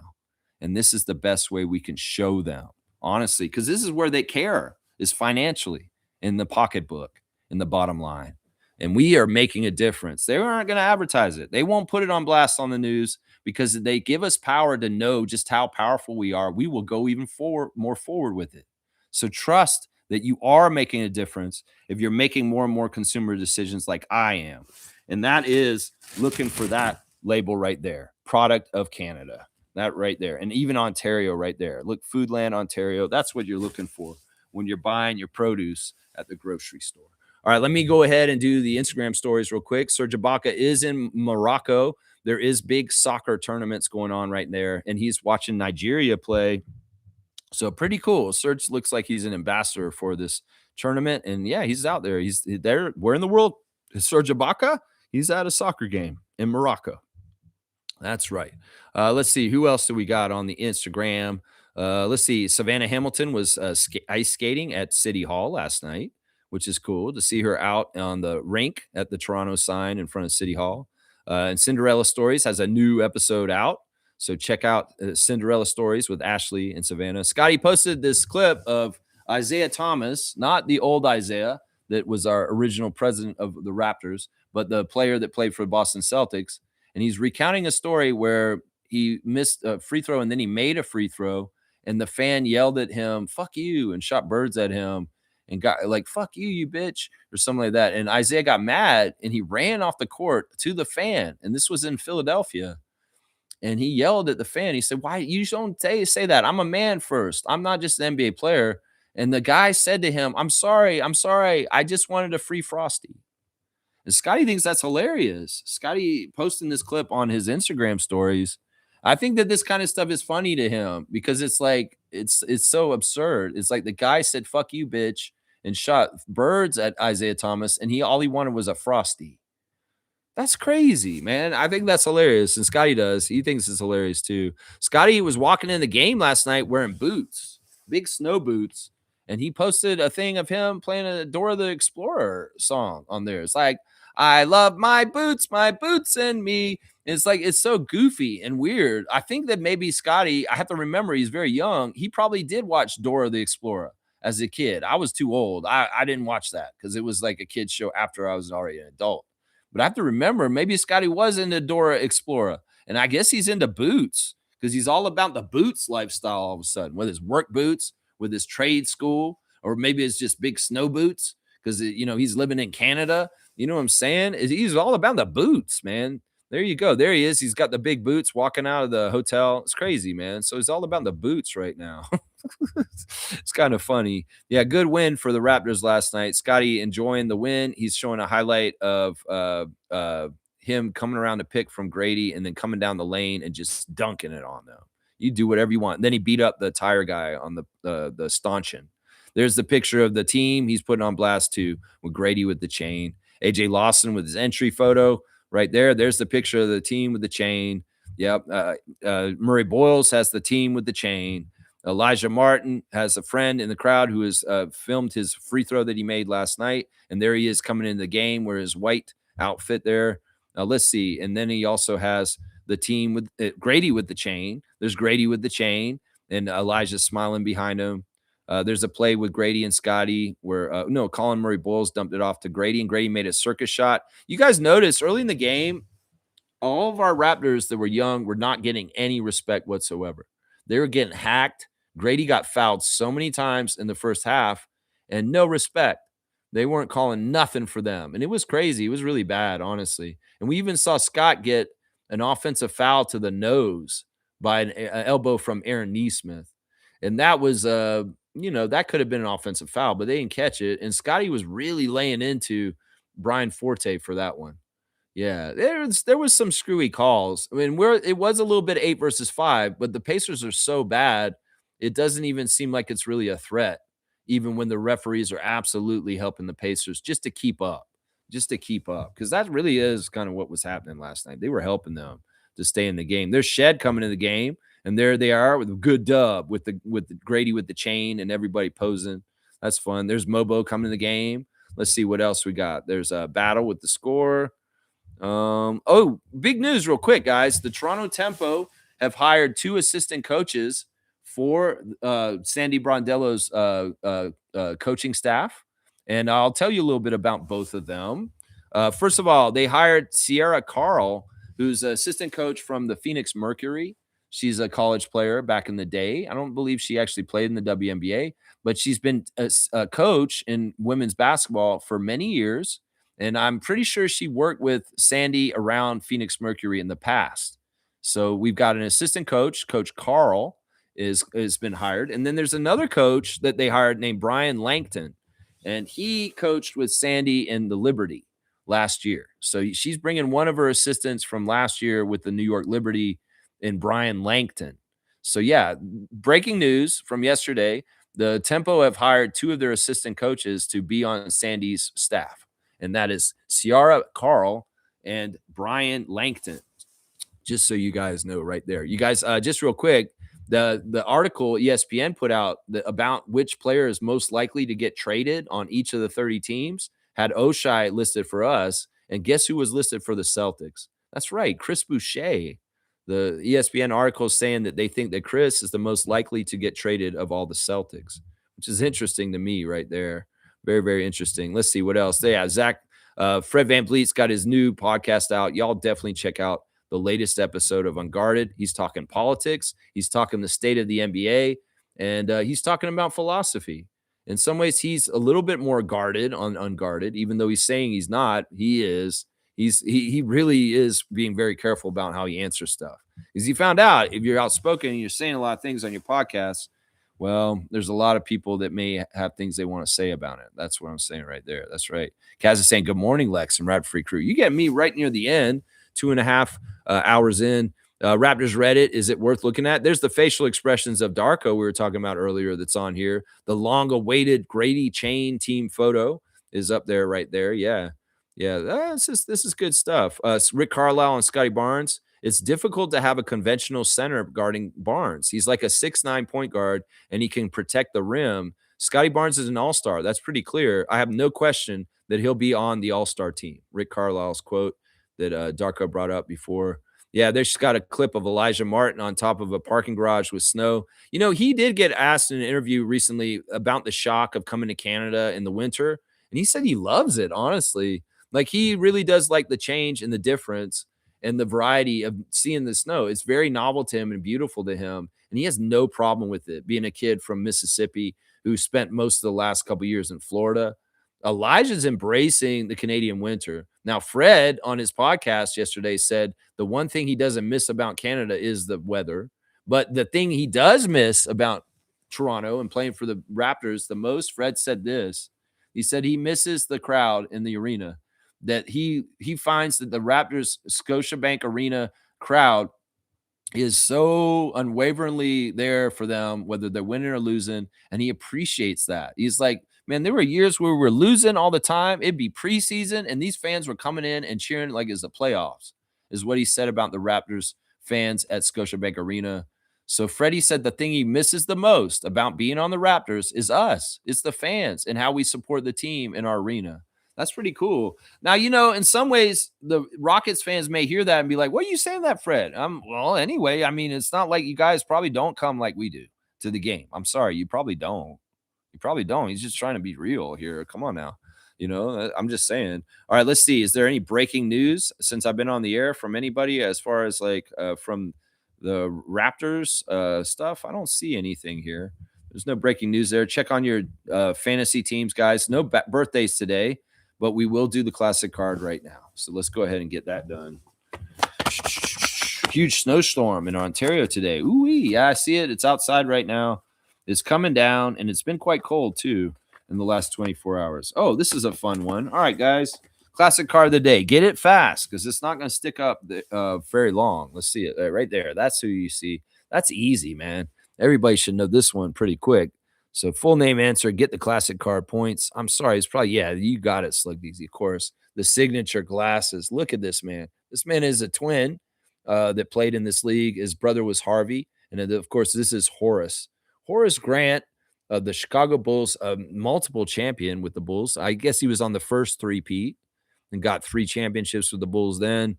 But yeah, Horace then went on to Orlando and wore the blue glasses with the Orlando Magic for a while there too. But yeah, he was actually one of my favorite players at that time. I was not a Bulls fan. I mostly did not like the Bulls because I was a Pistons fan and I was rooting for Lambeer and Thomas and Rodman and them, and they were our enemy. But I always respected and loved Horace Grant. He was kind of like my Jaylen Brown at that time. It's like of all the Bulls, but I like Horace. And then Horace went to play for the Magic, and I liked him even more after that because the Magic were kind of one of my teams then too. So yeah, Horace Grant, the classic card of the day. Good job, Slug Deezy.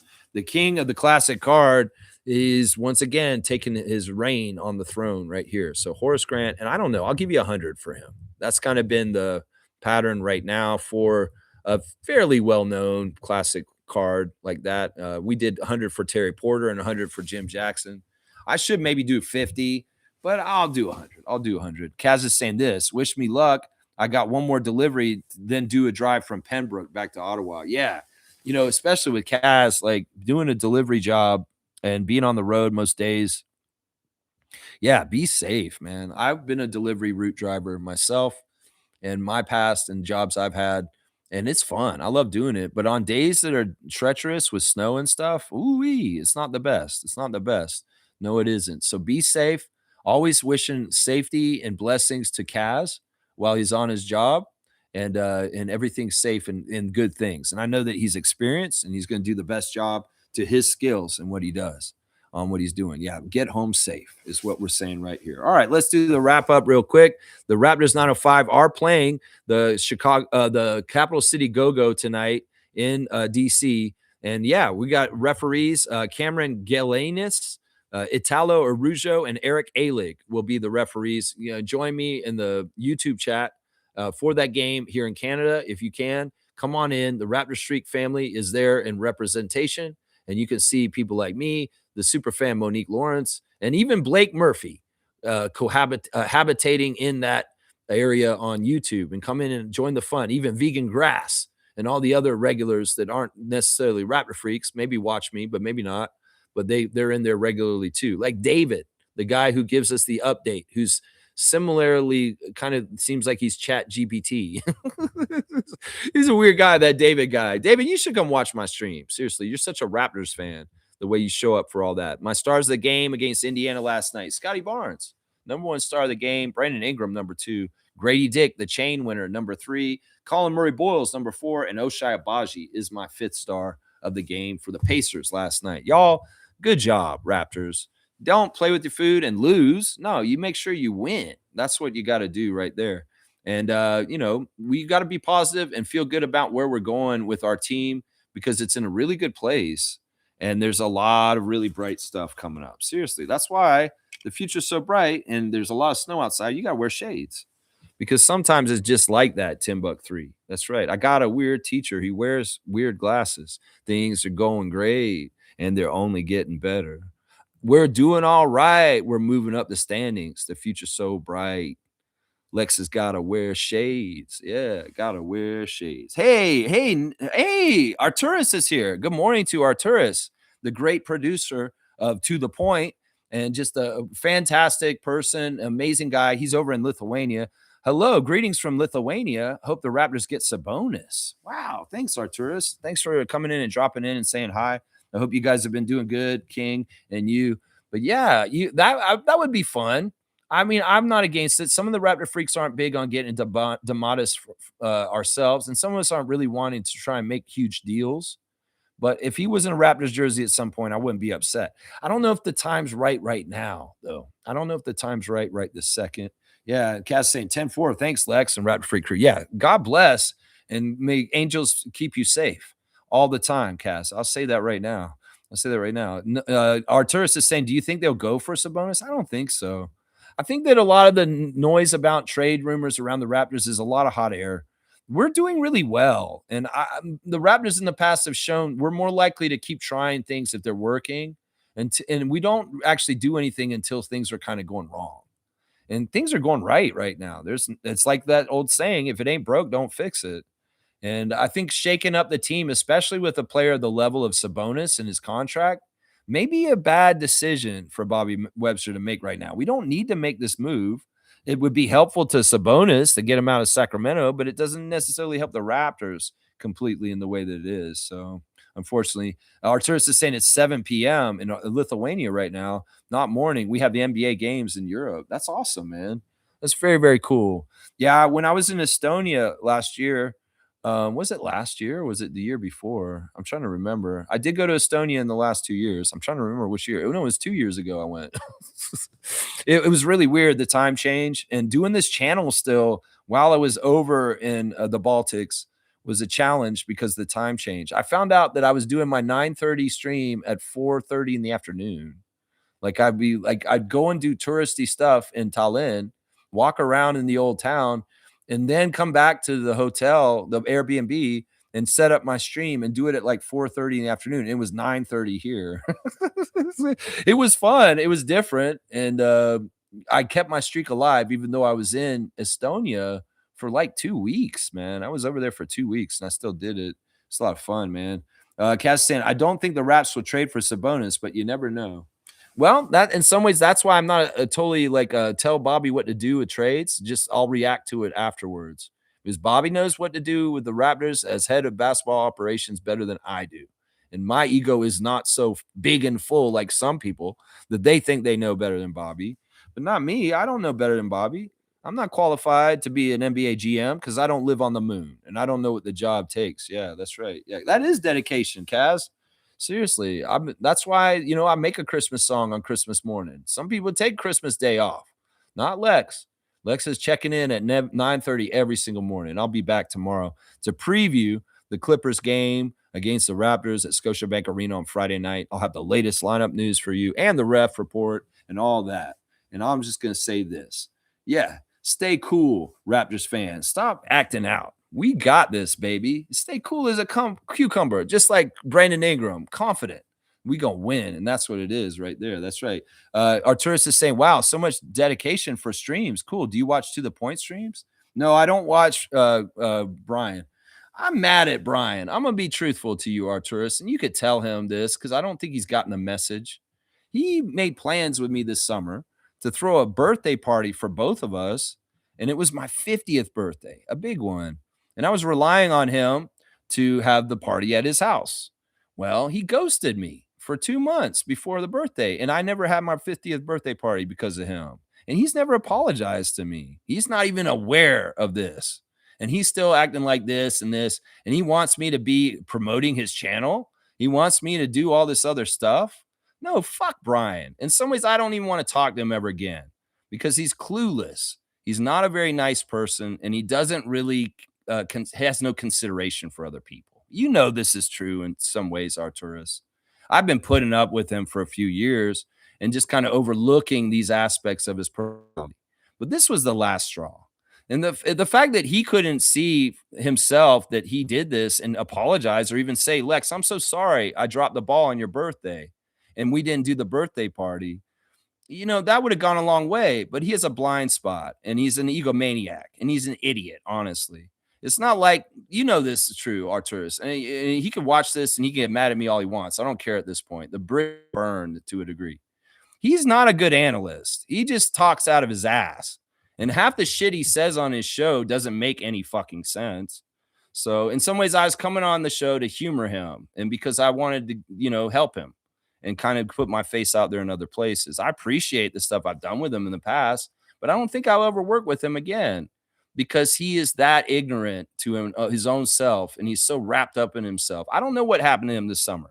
He could have been on a drinking binge where he is all fucked up and he just didn't have his life in order for 2 months. It could have been something serious. I asked him when I first talked to him, I said, "Where you been, man?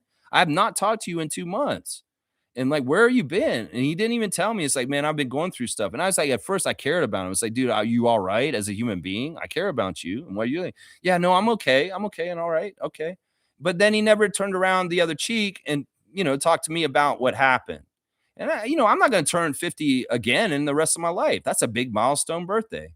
And we were supposed to have a barbecue at his house with all the Raptor Freak family there. We were going to plan it. Monique was going to come. It never happened. So I didn't get my 50th birthday party because his jackassery and ghosting and being an asshole. So fuck Brian. And if Brian can kiss my ass and you can show him this clip me out and send it to him so he can hear all about this. Seriously. Yeah. So yeah, that's what's up, Arturus. I love you, man. You're a creative genius. You're carrying him to a degree. Let's just put it that way. And I was too when I'd show up on his show. And in some ways, I don't have to be nice to him anymore because honestly, he dropped the ball on our friendship.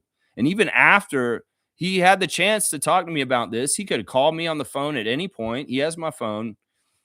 He come in here and shamelessly plug his live streams like, hey, you should watch his live streams. So I'm like, I don't give a shit about your live streams. Like, what the fuck are you doing during the game? How are you fucking watching the game and giving any insight on the game? It's probably the most boring, useless shit to sit there and watch the game with Brian. I'm just being real right now. Seriously. If it's anything like his content, sitting for 2 hours during the game, what the fuck is he going to offer us during the game? People ask me, they're crying out for me to do that with myself, but I don't like watching the game that way because I'd rather just watch the game, analyze it, and then come in the morning and do it like I do here. It would take away from too much to try and run a stream while the game is going on. I wouldn't pay attention to the game correctly. He can do whatever he wants. I'm not going to promote his channel to people to watch that. If you want to watch To The Point, go watch To The Point. I'd say go watch it for the fantastic producer, the greatest producer in the world. Like he says, I believe that, Arturus. But nah, I'm done with Brian. I worked with him for like 5 years. And you know what? There was a lot of good times, and I appreciated working with him. But he really did let me down. He really did let me down this year. And all it would have taken is like, I apologize for ghosting you and fucking that whole plan up. That, I didn't even ask him to have that party.